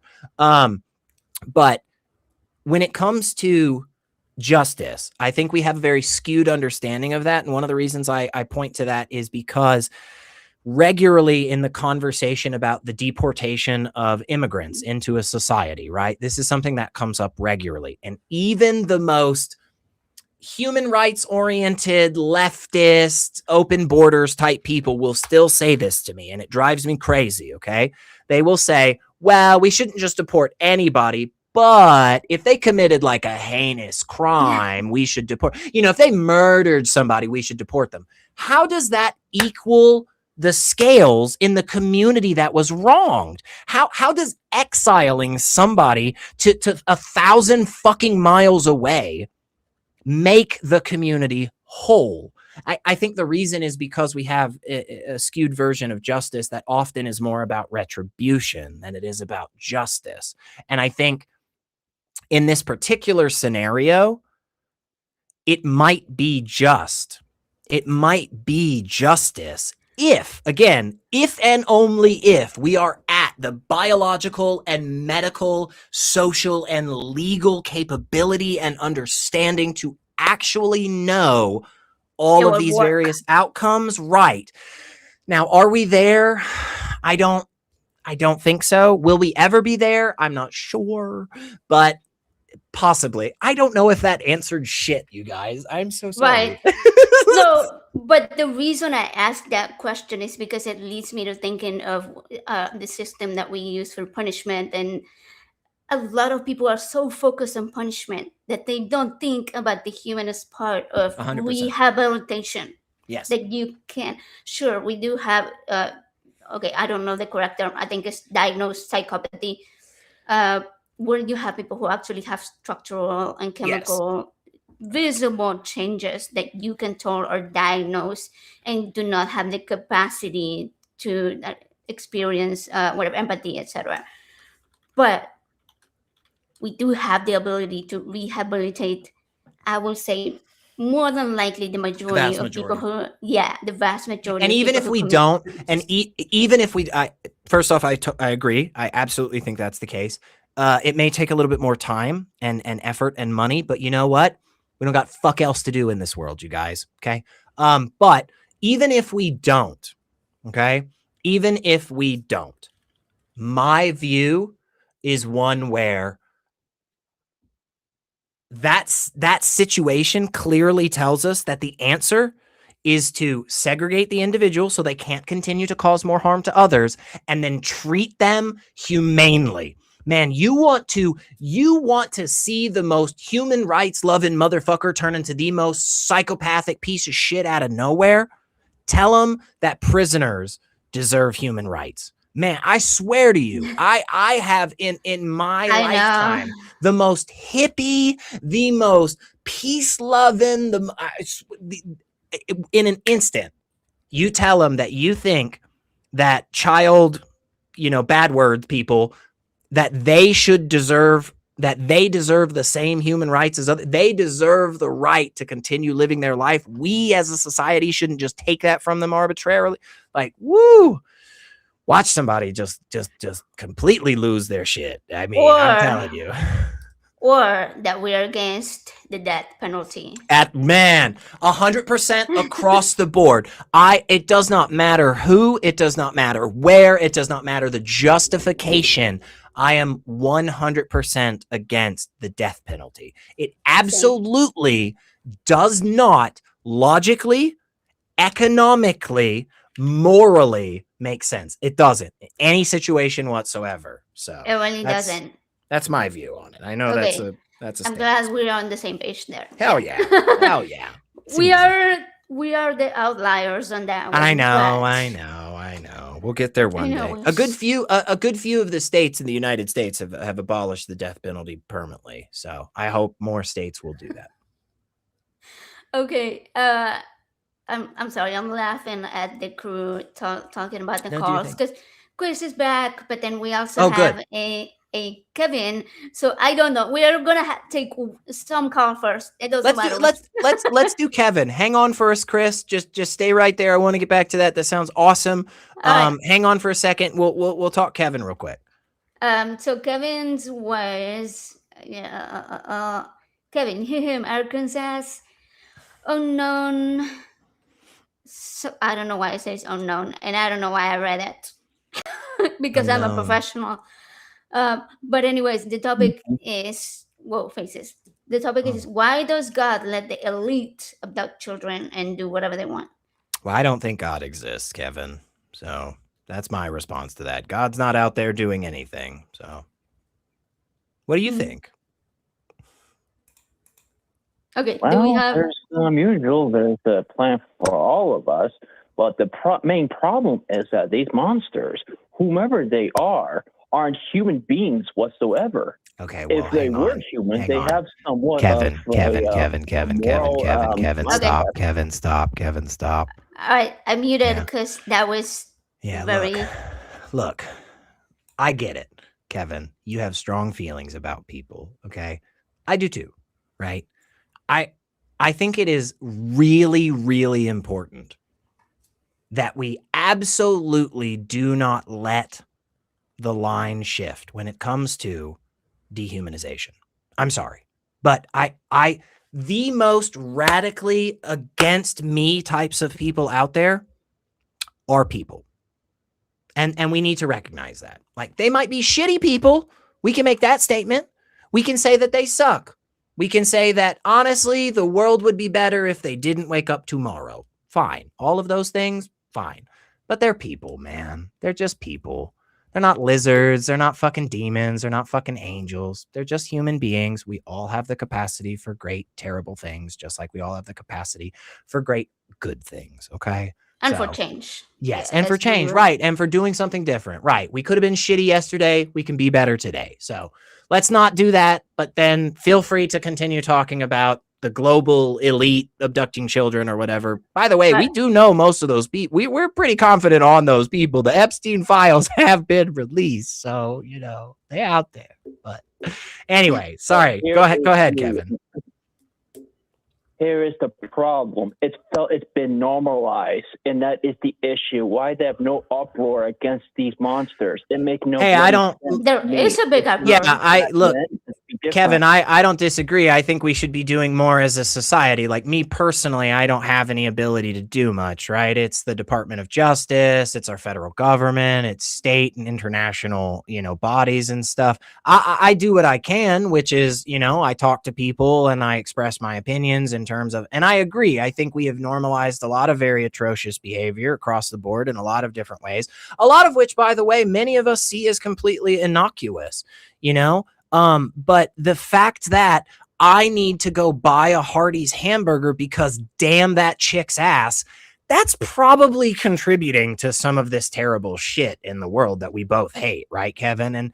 And you know what? I like her ass and I like that burger, but maybe we should do a better job to make sure that we decouple those things so that we don't normalize it more. I'm with you, man. But again, like, me and AJ don't have anything to do with that. Yeah, but I also don't think it is necessarily normalized. Perhaps it is normalized in certain circles, in the circles of the people that are doing it, right? Yeah, because I don't think abusing children is normalized so much as it is. Yeah. There was 3 days ago, this past weekend, maybe for, I don't know, last Saturday, something along those lines. There was this big No Kings protest. And the majority of the signs were about the Epstein files and the victims and justice. So it's like people are trying to say the same thing, do something. Yeah. But we just can't, as individuals, little people down here, do very much. Right. All right. We all know that the higher-ups hired the best psychologists in the whole entire world and know how the human behavior works. And not a lot of everybody should know about, they do use the psychology and make everything around us seem as what's supposed to be, which is not. For sure, but I don't know how they do it. Yeah, but come on, hang on. Do you know who Rage Against the Machine is? Have you ever heard of that band? Wait, you mentioned a band? Rage Against the Machine. One of their most famous songs was Bulls on Parade. You ever heard of them? No. That's okay. It's all good. It's all good. So they started out in California back in like the early to mid 90s, man. And they put out this song, right? Back in the 90s. And one of the lyrics is about how the billboards say, come and play, forget about the movement. This isn't revelatory, Kevin. I agree with you. There are many people doing bad things, wanting to put bad things into practice that we 100% have more than enough available evidence to show that they are doing this. And they are using these systems that are inherent to us as people, whether it's psychological, whether it's sociological, whether it's economic. They're doing that, right? Like, for instance, we have pretty good reason to understand that if you put somebody in a box by themselves for fucking hours at a time without any human interaction whatsoever, they go crazy. Their fucking mind starts to disintegrate from the inside out. We know this. Like, the people that run Core Civic, the largest private, penitentiary in this country, which is actually based in my city, by the way. They've changed their names a couple of times so that people don't know who they are, but it's still the same terrible company that has tortured and abused hundreds of thousands of people. That's not me, by the way, defaming them. That is literal lawsuits that they agreed to. But like, they know that. They don't care, The thing is, though, there's a lot of people on the other side that they also know that, they absolutely also know that. And that's why there's been such a campaign for so many years against those types of things, right? Like, solitary confinement is psychological and emotional and physical torture.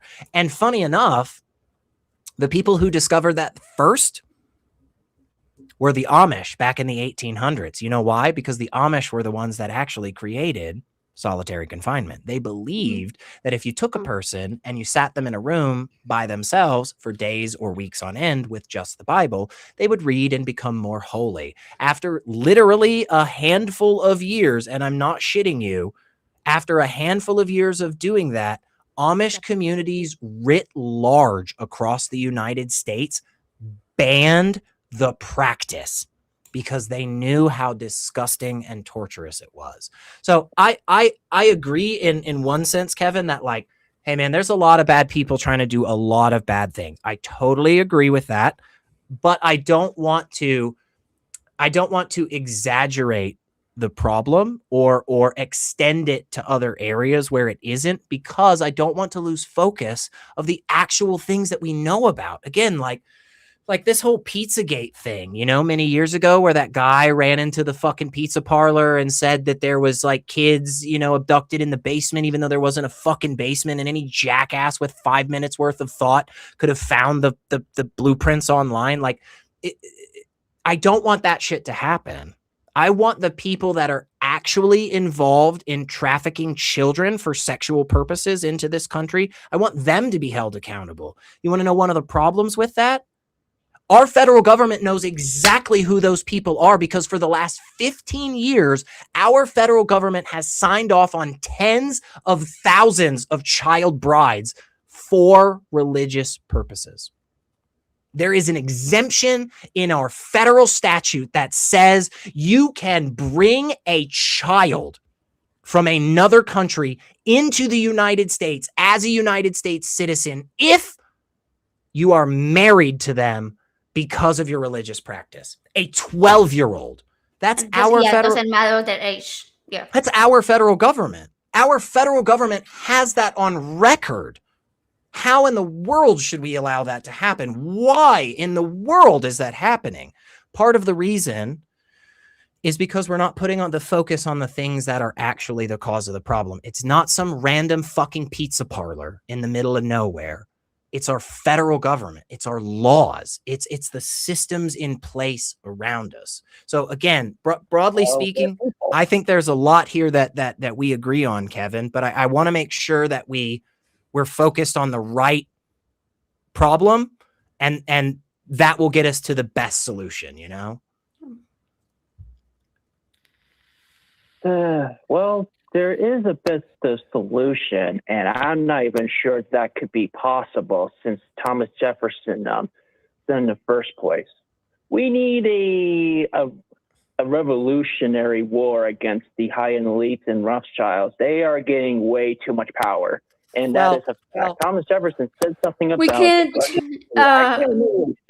we can't quite advocate for war on this channel and in YouTube's. And I just want to real quick. I don't think this is exactly where you're coming from, Kevin, but I just want to make sure, just in case. A lot of times, the Rothschild family is used as an anti-Semitic trope, and while individuals in that family have been involved in a lot of things, I do want to make sure that we're clear in the sense of, like, hey, Jews aren't destroying the world. That's not what's actually happening. There's a bunch of bad people.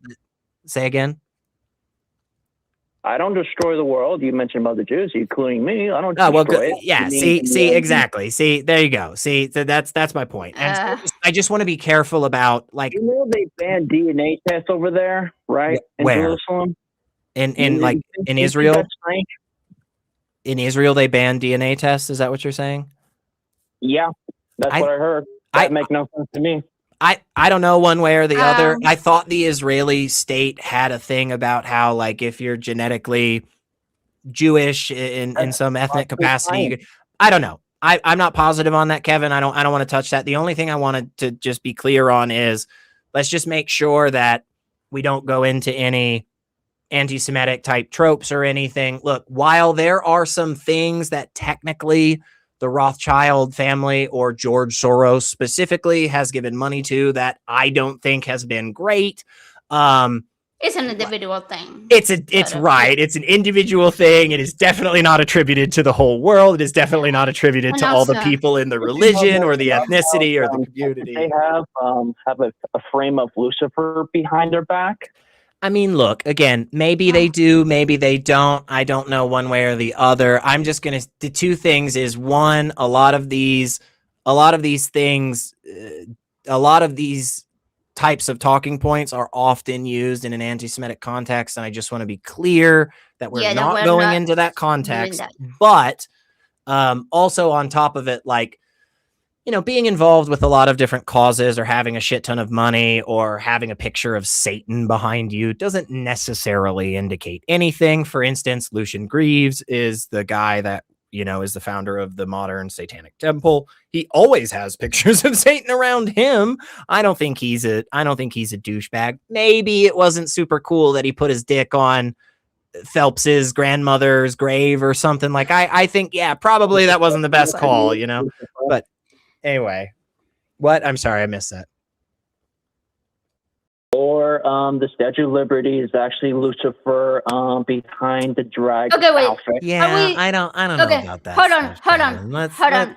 Are we like throwing random conspiracy theories? Yeah, every time you say something, Azar, and then there's the next one. America was founded by the cults, and we all know it's not funny where it comes to like their background.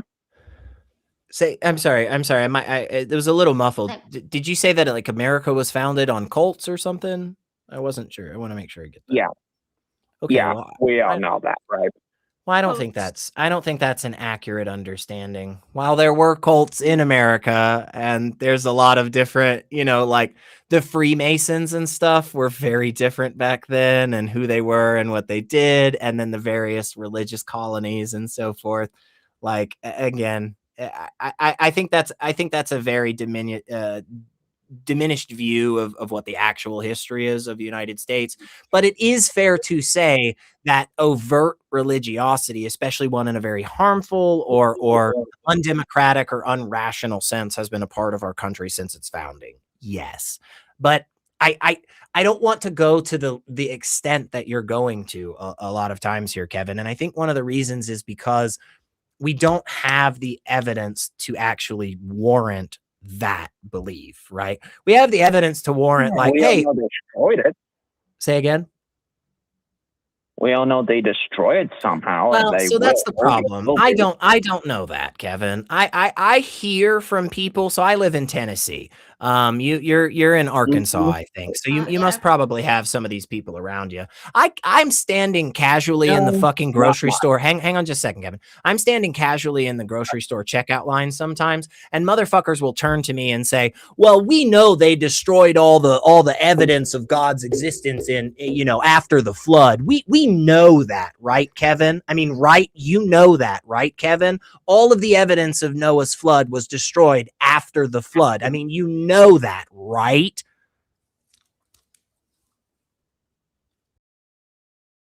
Yes? Oh, is that a question? Yeah, I mean, right? Like, I don't know that. I don't agree with that. I don't see any reason to accept that. Just the same as, like, I don't see PPE for crying out loud. Say again? I mean, it might be into dust. Say again? Well, all that might be into dust, and that's the main problem. They just don't keep it. They just let it be and just turn it to dust. Right, but it sounds like, but the problem with what you're saying, Kevin, is anybody can insert any conclusion into that, right? Like, we all know that the earth is hollow and dinosaurs live 10 miles down and the earth doesn't actually have a molten core or anything. We all know that. They just destroyed the evidence and they turned it to dust, so we don't have it. Like, we can just insert anything in that. And I think that's problematic because they're all on the same footing and they're all unfalsifiable, which seems to me a poor methodology for coming to conclusions.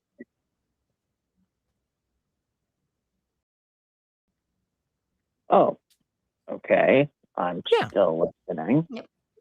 Yeah, I mean, is that fair? Like, if let me put it to you like this, okay? I got a box in front of me. Okay, it's completely sealed. Can't see anything. You've seen a box, right, Kevin? You know a box where you can't see into the box? I know what a box is. Of course you do. Of course you do, right? So I've got a box in front of me, right? It's a decent sized box, you know. It's kind of weighty, you know. We both picked it up, and there's white fur around the box. I can see a little bit here, a little bit there. I actually got some in my mouth, a little and I spit it out and I point to the fur and I go, hey, there's a rabbit in this box. Do you think there's a rabbit in the box, Kevin? You can't see into it.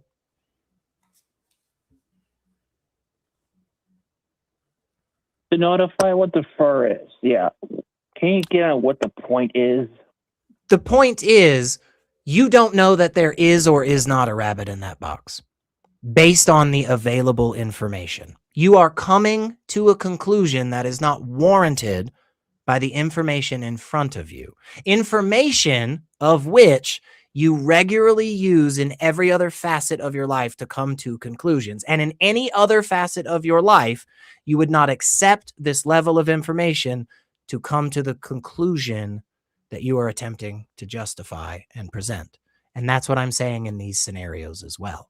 While there is fur on the table, we don't know that it's rabbit's fur. And even more so, we don't know that a rabbit is in the box that shed the fur on the table that we're looking at. It could be rabbit fur on the table, but that doesn't mean there's a rabbit in the box. Does that make sense? Unless it be presented by science alone, which we don't have, do we? Say that again? I mean, we have biology. We could just take No. Hang on. Stop. Say the statement that you just said again. I'm sorry, I just didn't hear it. It was muffled. My headphones are bad. We have biology. We have science. We can take samples and see what it is. Okay, fair enough. But does rabbit fur outside of a box that is impenetrable to your eyes, does rabbit fur outside of the box indicate that a rabbit is inside of that box? It's a simple yes or no. You don't have any other evidence. Of course not. Exactly, Kevin. Fucking exactly, brother. 100% you are correct there, man. Yeah, absolutely. Right? And so what I'm saying is that some of these things that you're presenting are the rabbit fur outside of a box that we can't see in yet. Now, we can open the box, okay? I'm not saying that we can't open the box. We could use X-ray machine. We could find out the average weight of a rabbit and determine that, hey, it's definitely not a squirrel. Squirrels are way less, than what a rabbit weighs. It's definitely not a cow. Like, a cow couldn't fit. We could do all of that, but we do not currently have the information available to us to actually warrant the conclusion that a rabbit is in the box.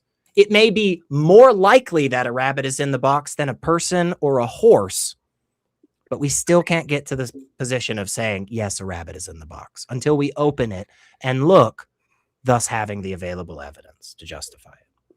Yeah. I think this is a good place to end this call. I think this was a great call. I really appreciate you, Kevin. I really, really do, man. And I hope you'll call back in the future. It's way harder than it seems to have evidence. They just don't want to have such a pure evidence. They'll just make them look guilty, and we have more. Hey, Hey, Kevin, I am not here to say that our justice system is perfect. I am not here to say that our methods for gathering evidence is perfect. I am not here to say that the thinkers and the movers and the shakers and the politicians in this world are correct and all that shit. Absolutely, I'm with you on that. But I do want to make sure that we are properly proportioning our conclusions, right, and our acceptance of those conclusions to the available evidence, because I genuinely believe that when we go too far in those instances, it leads to more bad outcomes that I think both of us disagree with, right? Both of us don't like the idea of people abducting children, but it's happening right now. And if we are focused on random fucking pizza parlors that have no goddamn connection to it and not the wealthy fucking psychopaths that are actively engaged in it, we will never fix the problem. I want to fix the problem, and I know you do too, man. Well, So they are part of the problem, right? well, that's what I'm saying. That's what I'm saying. They're the ones we should be focused on, which is why Right. we need to actually have some criminal investigations into these things, as opposed to, you know, worrying about what fucking George Soros does. You know, he is not a fucking concern in that capacity, but who is? All of the people that are in the Epstein files, Ellis. all of the people that are clearly implicated in that. You know, random people are caught up in that too.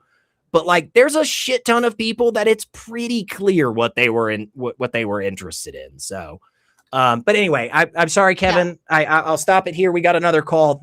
I thought this was really great, man, and I really do appreciate you calling. Yeah, good conversation. Thank you so much, Uh-huh. Kevin. Okay, so we do still have Chris, and we're gonna attempt to get Chris on here. Yeah, let's get Chris We'll back just on. give it a try. If it doesn't work, then maybe next time. That's okay. That's okay. That's okay. But we will try it. We will give it a go. Chris, can you hear us? Yes, I can hear you guys. I think it was my Yay. Wi-Fi. My Wi-Fi was coming in and out, so I did a direct That's okay. call. That's okay. Okay. I will say this, and I think we can all agree. It is objectively immoral that we all do not have the best Wi-Fi constantly, right? I mean, that is objective. No There disagreement we go. there. We got some common. We got some common footing on that one. I love it. I love it. I love it. Okay.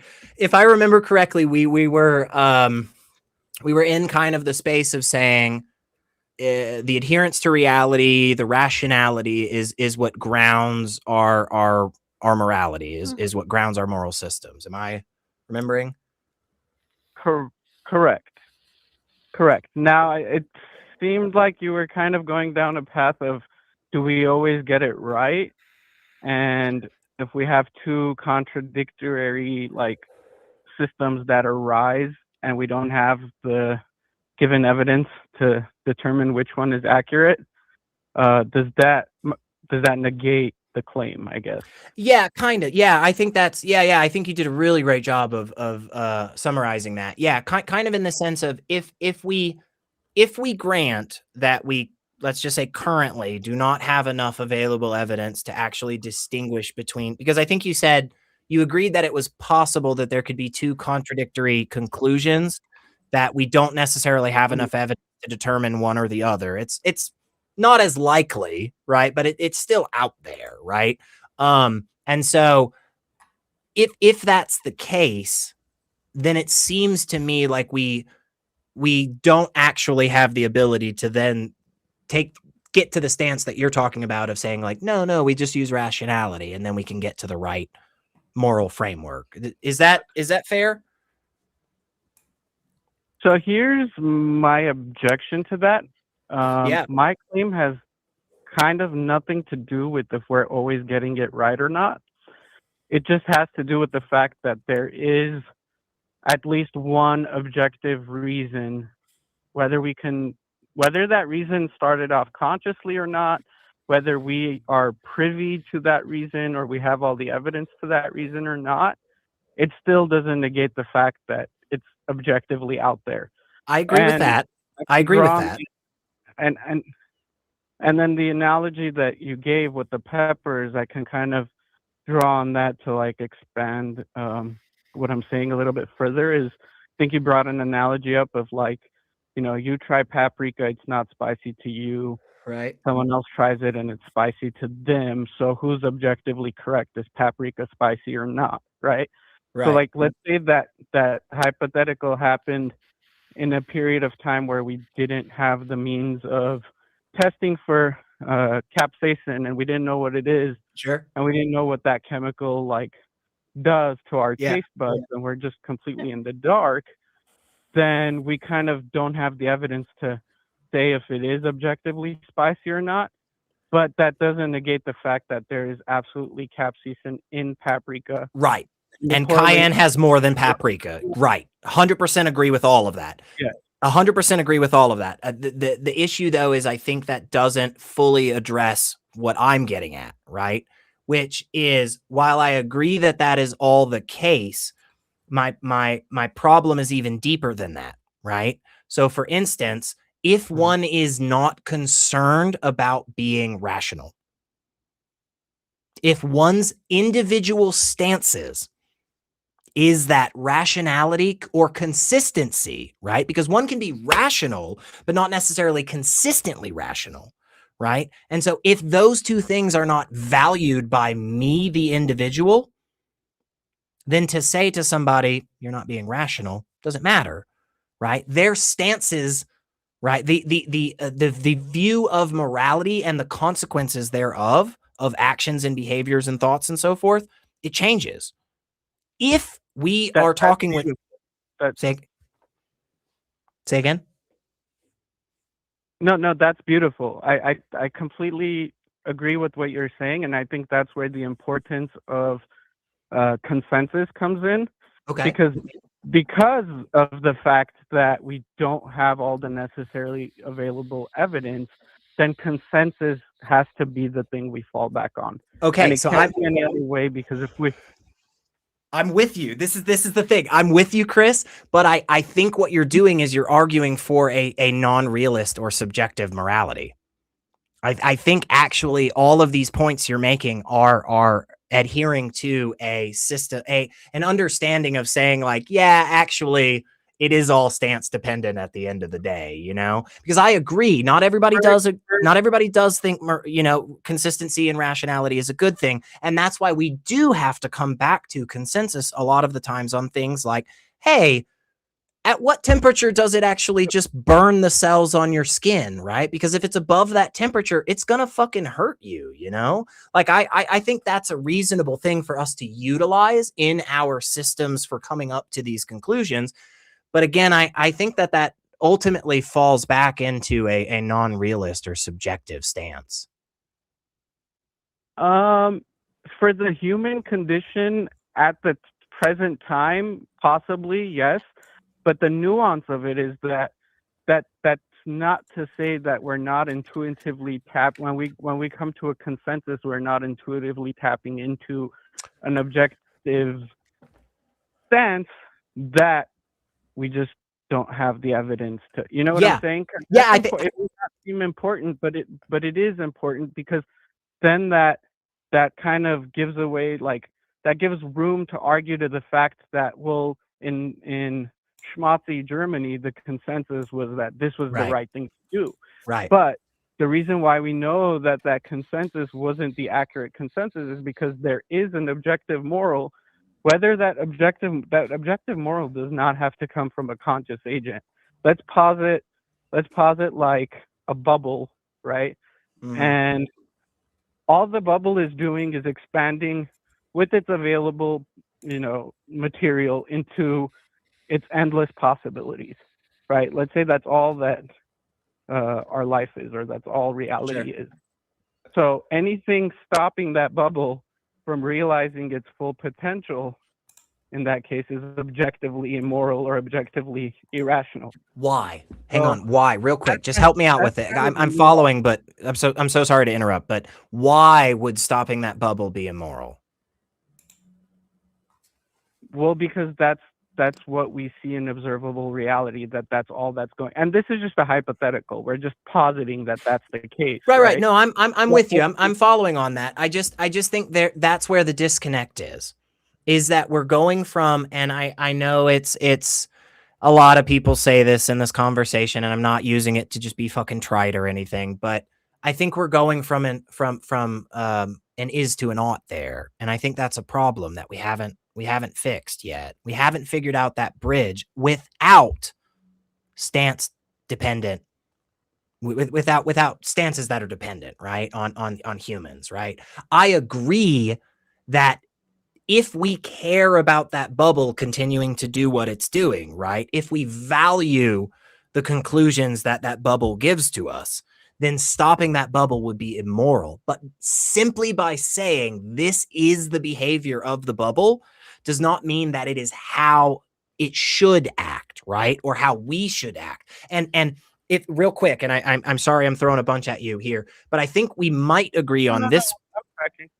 Yeah, good. I think we might agree on this point, which is the sense of like, if aliens were to show up on Earth, right, in the same capacity that human beings seem to be able to go, oh yeah, that's a spruce tree. This is what defines a spruce tree. And the way that a spruce tree behaves is radically different from an oak tree. Everybody knows oak trees make acorns. They grow this tall. They have this shape, blah, blah, blah, blah, blah.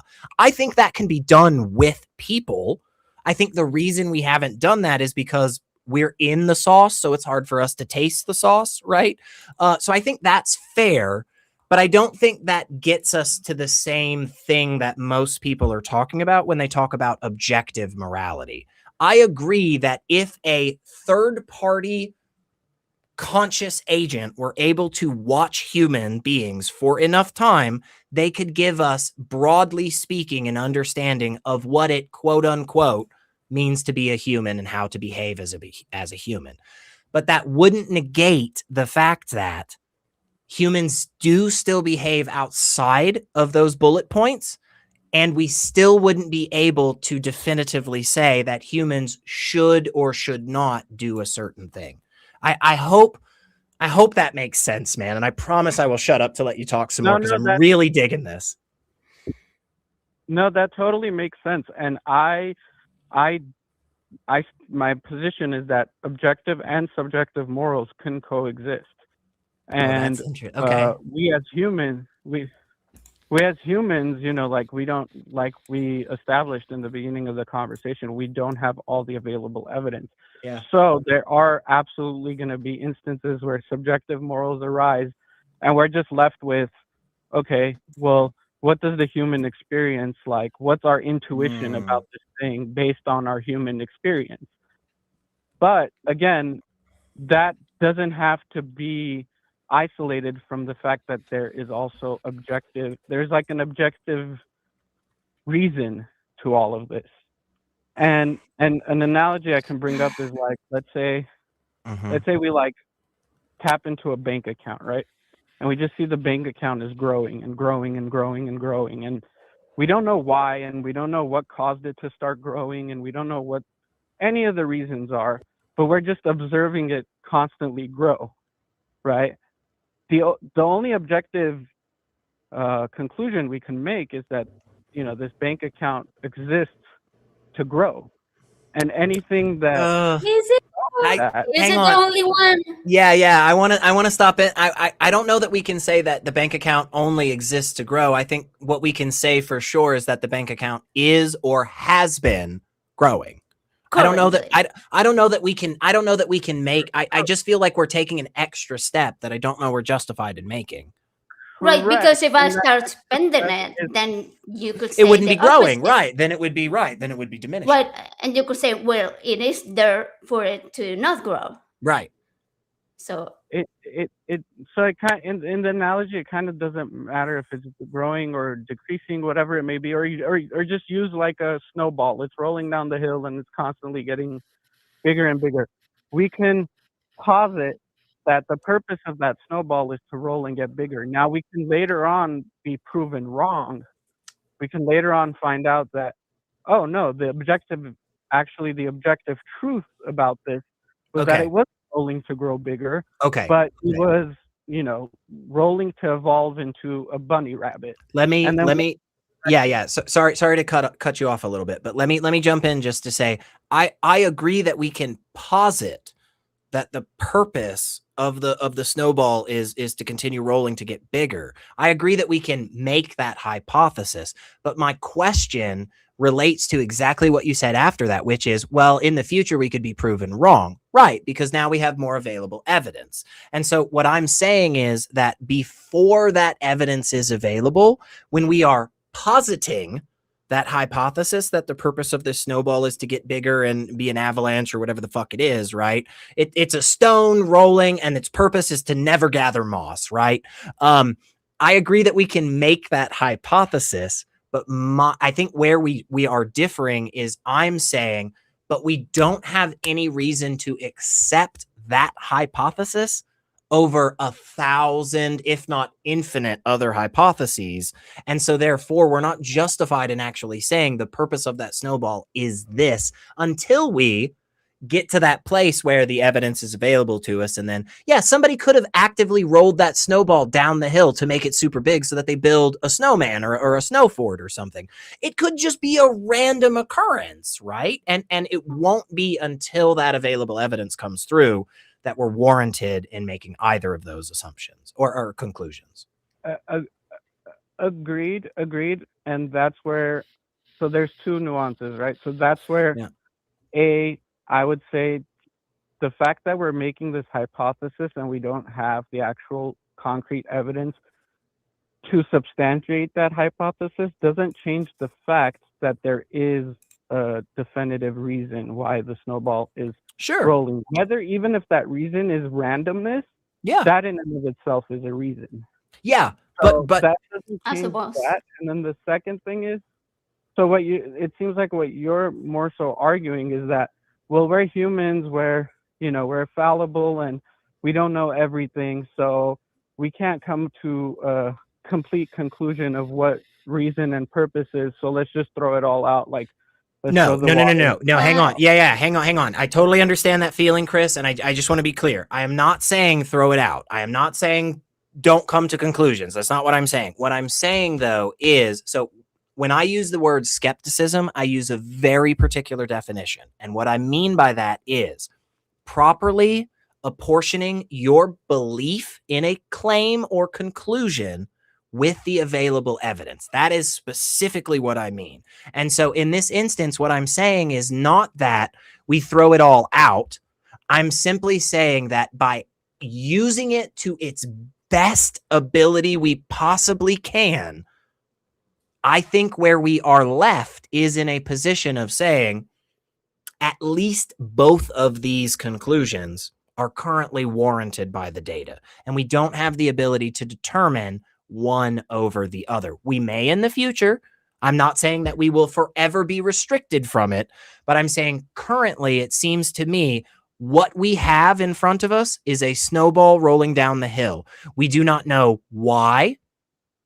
We do not know where it will end. All we are at is a snowball is rolling down the hill. We can posit somebody rolled that snowball down the hill for a very particular reason. We can posit that it was simply gravity. We can posit that it was absolute, complete, and total quantum fucking randomness. But all of those positions are on equal footing until we get that next piece of evidence to actually indicate any one of those positions. I totally agree. And my follow-up question would be that, do we agree that given the next set of evidence, we can come to the conclusion that whether, even if it was randomness, but even that randomness is an objective truth. So can we agree that behind all of it, there is an objective truth? Well, that I'm with. And the reason I say there's an objective truth is the same reason that I say mathematics works even if people aren't around to codify it, right? If a rock is sitting in the middle of the desert by itself and crazy occurrence of nature, a fucking lightning bolt strikes it right in the center and evenly cracks it in half, we now have two rocks. Whether a person is around to count, whether a person is around to call it that fucking word, whatever, right? That is the case. But I think the situation that we're the situation that is closer to the situation that we're in when it comes to morality is not that a rock has been struck by a lightning bolt, split into two, and nobody's around to see it. I think we come across a rock that has been split into two, and there are a bunch of people saying, well, clearly there's two rocks. A couple of people say there's only one rock, right? And they have different ways for justifying that. But majority of people seem to fall into this, there's two rocks. And there's a bunch of people out there that are telling me how the rock got split, but more importantly, why the rock was split. And I don't think we have the evidence in front of us to indicate either of those just yet. And I think what you're trying to say is that it doesn't matter uh, whether there are humans in the jungle, right? We are the ones that came up with the concept of murder being wrong.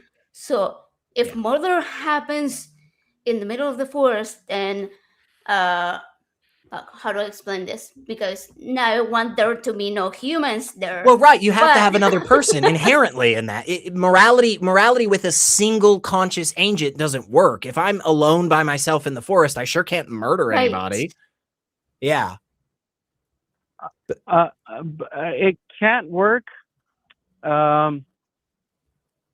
unless you have other things to interact with. I would Yeah. argue that it doesn't have to be a conscious agent. It could be matter. It could be, Oh, that's you an know, interesting something that's thought. not conscious. Do you But think there? Do you think there are moral actions that? Ooh, hang on. How do I say this? There are moral actions between a conscious agent and a non-conscious agent, like biotic and abiotic material. Like, can I be immoral to a rock? this. Yeah, Correct. or Correct. that's interesting. That's an interesting thought, man. That is a really fun thought, and I don't know that we have enough time today, but I would Yes, really really love to talk with you more about that, Chris, because I think that is It's good. definitely something interesting and something fun. I very much agree that morality exists for all biotic material. I think there is a moral framework that encompasses plants in it. I don't think we are there yet in society. I don't hear a lot of people talking about the moral considerations of grass and so forth, but I think there is something. Like, I think I think inherently in all of us, if we just saw somebody randomly just stomping on a bunch of flowers for no reason whatsoever, other than the fact that it made them feel good, we would all be like, well, that's kind of fucked up. Even if it's their own flowers, like, we would still all kind of feel like, well, that's a little fucked up, you know? So it's not a property dispute. It's not anything like that, you know? So I think there is something to that.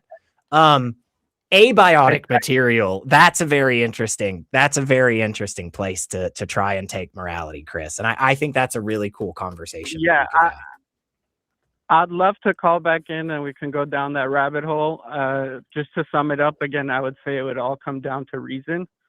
So what is the reason for that abiotic material existing? You know, I see the through line there. I see the connection there, and I absolutely see why in that construction it goes to that point of also including non-conscious, non-feeling and so forth, because a lot of people would stop their morality at the point at which something can't feel, or they can feel but they can't distinguish that feeling. So, like, technically it hurts, but they don't really recognize it as pain or anything. So, like, I can see how that goes to that. I'm not sure that I can follow you all the way, but I do think there's something inside of me kind of innately that wants to find a good justification for why we shouldn't be shitty to abiotic material. Because I think there's something kind of fucked up again about somebody, like, just for no other purpose than just I wanted to do it,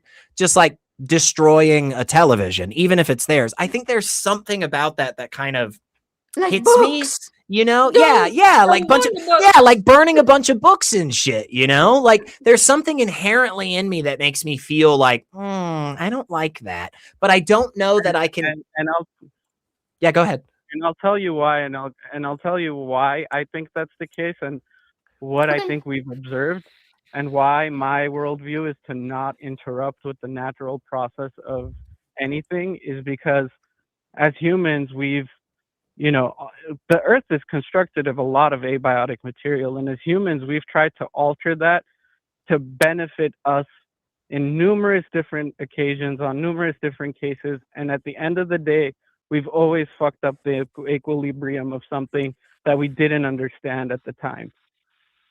Yeah. No, I think there's a lot, honestly. I think there's a lot here that we overlap on in a lot of different ways.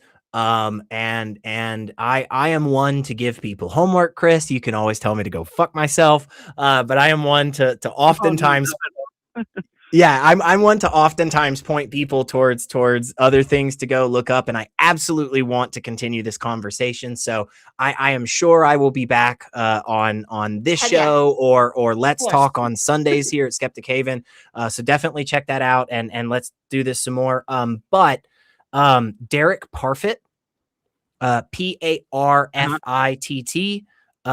I think he has some really good stuff in this vein. He talks a lot more about like situational ethics and stuff, and I think that could be a really valuable thing for you to help to incorporate into this kind of understanding that you have. And then also Lance Bush, Dr. Lance Bush, I really love his stuff.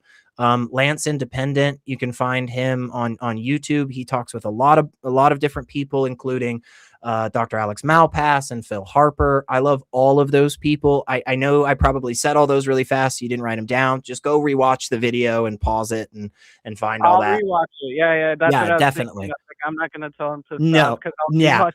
Yeah. Don't try and do it in the heat of the moment for sure. Go back and go check out some of their stuff. They have a bunch of really good things in this vein. Again, Lance Bush is definitely somebody that I point people towards when it comes to the non-realist or the subjective understandings of morality. I think he does a really good job of explaining that stuff. I got really excited and giddy. I felt like a little kid. I saw him in the chat earlier at the show. I don't know if he's still watching, but Lance, if you are still watching, I love your shit, man. I'm a big fan. So but this, I loved this conversation, Chris. I think this was really fun. And I think this is the way we should have these conversations. Like, we can both strongly, passionately fucking disagree with each other and really genuinely think that our fucking thing is correct, but also talk to each other like people. Like, I'm so glad you didn't come on here and just start going,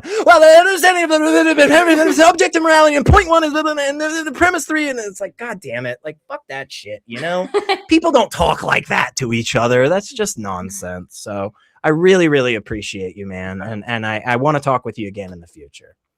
Yeah, Chris, we do this show Absolutely. every we do this show every Thursday at 7 Central, 7 p.m. Central. And also there is a different show, but on this same channel, Sundays at also 7 p.m. Central. Both are call-in shows. So, but Secularity, I'm sure it's going to be back on this one. Yeah, I'll be around. I'll be on Skeptic. Yeah, please do, man. There's a bunch of wonderful people that hang out here, and the last show had some great people on, and the last Let's Talk had some great people, and some really wonderful conversations can be had. So thank you so much, man, for hanging and calling. I appreciate you. Likewise. Thank you guys for indulging. Yeah, of course, man. I love this shit. I love this shit. This is why all of my friends don't hang out with me as much as anymore, is because I love these conversations. Good. All right. Well, you guys have a great night, and I'll call back in soon. Thanks so much, brother. You too. Okay. You too, awesome. You too. Yeah, SR. I'm definitely looking forward to that one. Talking about morality between I guess sentient and non-sentient beings or whatever. That's so interesting. I know. And again, this is, and so I will just say this to wrap all this up. This is one of the reasons why I continually come back to, I don't say that I'm an emotivist exactly, but I think a lot of that has value, and I align with a lot of what those types of people are saying, but definitely non-realist in the moral camp, right? Because there is part of me, right? I know this, I can feel it. It is just entirely about my stance. I fully agree that there is something that eats me away inside whenever somebody tells me, yeah, for no reason whatsoever, I just destroyed my television. Like, there's something about that makes me go, ugh. And so I want to find a justification that leads me to be able to stand on the position that it is immoral, right? But again, what that makes me come back to is that if my stance was different, would I view that differently? And every fucking time I say yes. Now that may just be me, right? I may just be wrong on something, right? But I actually think that's what everybody else is doing too, and I think I can demonstrate that, and I have many times. And I think, and again, other people that take this similar stance to me also get to the same places, and that's why I keep coming back to this, but time and time again, it just feels to me like we fall into a place where ultimately, at the end of the day, it's subjective. But here's the good things, folks. Here's the good news, okay? All of the things that you want from an objective morality are in a subjective morality. And in fact, I believe they are there stronger and we are more likely to achieve those outcomes, right? You do not lose the ability to tell somebody that what they are doing is harmful. That does not go away in a subjective morality. In fact, it is stronger because of the recognition that both you and I have no choice in the matter. We are forced because of the stances that we took prior to this conversation or this consequence. Because of that fact, we are actually able to stand more firmly on the stance that I think this is wrong. You know, I really do think that's the case. You don't lose any of the good things about an objective system, and you gain a lot more with a subjective system. I don't know. Whatever you're selling, I'm buying it. Take my money. Send in a super chat, people. Send a super chat. Exactly. All right, guys, listen. Secular Jesus here has sacrificed enough time for our morality today. He needs to go take a 3-day nap to cover all of the sins that we committed tonight throughout this episode. So we're gonna go ahead before I kill him with laughter. We're not crucifying you. We're just making you laugh to death today. Anyways, we're all right. So I'm gonna advertise the things real quick. Next Thursday, Sydney Davis Jr. is gonna be right here on Critical Call. Yes, awesome. We're gonna. The title of the show is "Relationships with God Are Not Real." Pretty good. All right, we'll see. We'll see if we get some colors. Then this Sunday, so before that episode, this Sunday, Justin and Neil the 604 on Let's Talk, 7 p.m. Central. Next Wednesday, I'm just going. This schedule is like all mixed up. I'm so sorry. Next Wednesday, there's a whole new show right here. Drew Beckius is doing a show called Life After Faith with the first guest is Candice Goran. Yeah, pretty cool. No pretty cool. freaking way. That's awesome. Yeah, that's so freaking awesome. It's kind of like how people deconstruct, like what do they do after they leave the faith, you know, and so like having that type of conversation. And two great people to be talking about it, guys. Two great people to be talking about it. Cool stuff. So all right, so we have names right here. I'm gonna wait for it to finish scrolling. Okay, that's the Patreons. All right, I was trying to see whether it was Patreons or what. Patreons, thank you, Patreons, which include Karen Butcher, Logan Fisher, Amanda McLeod, Rion, Dan, D.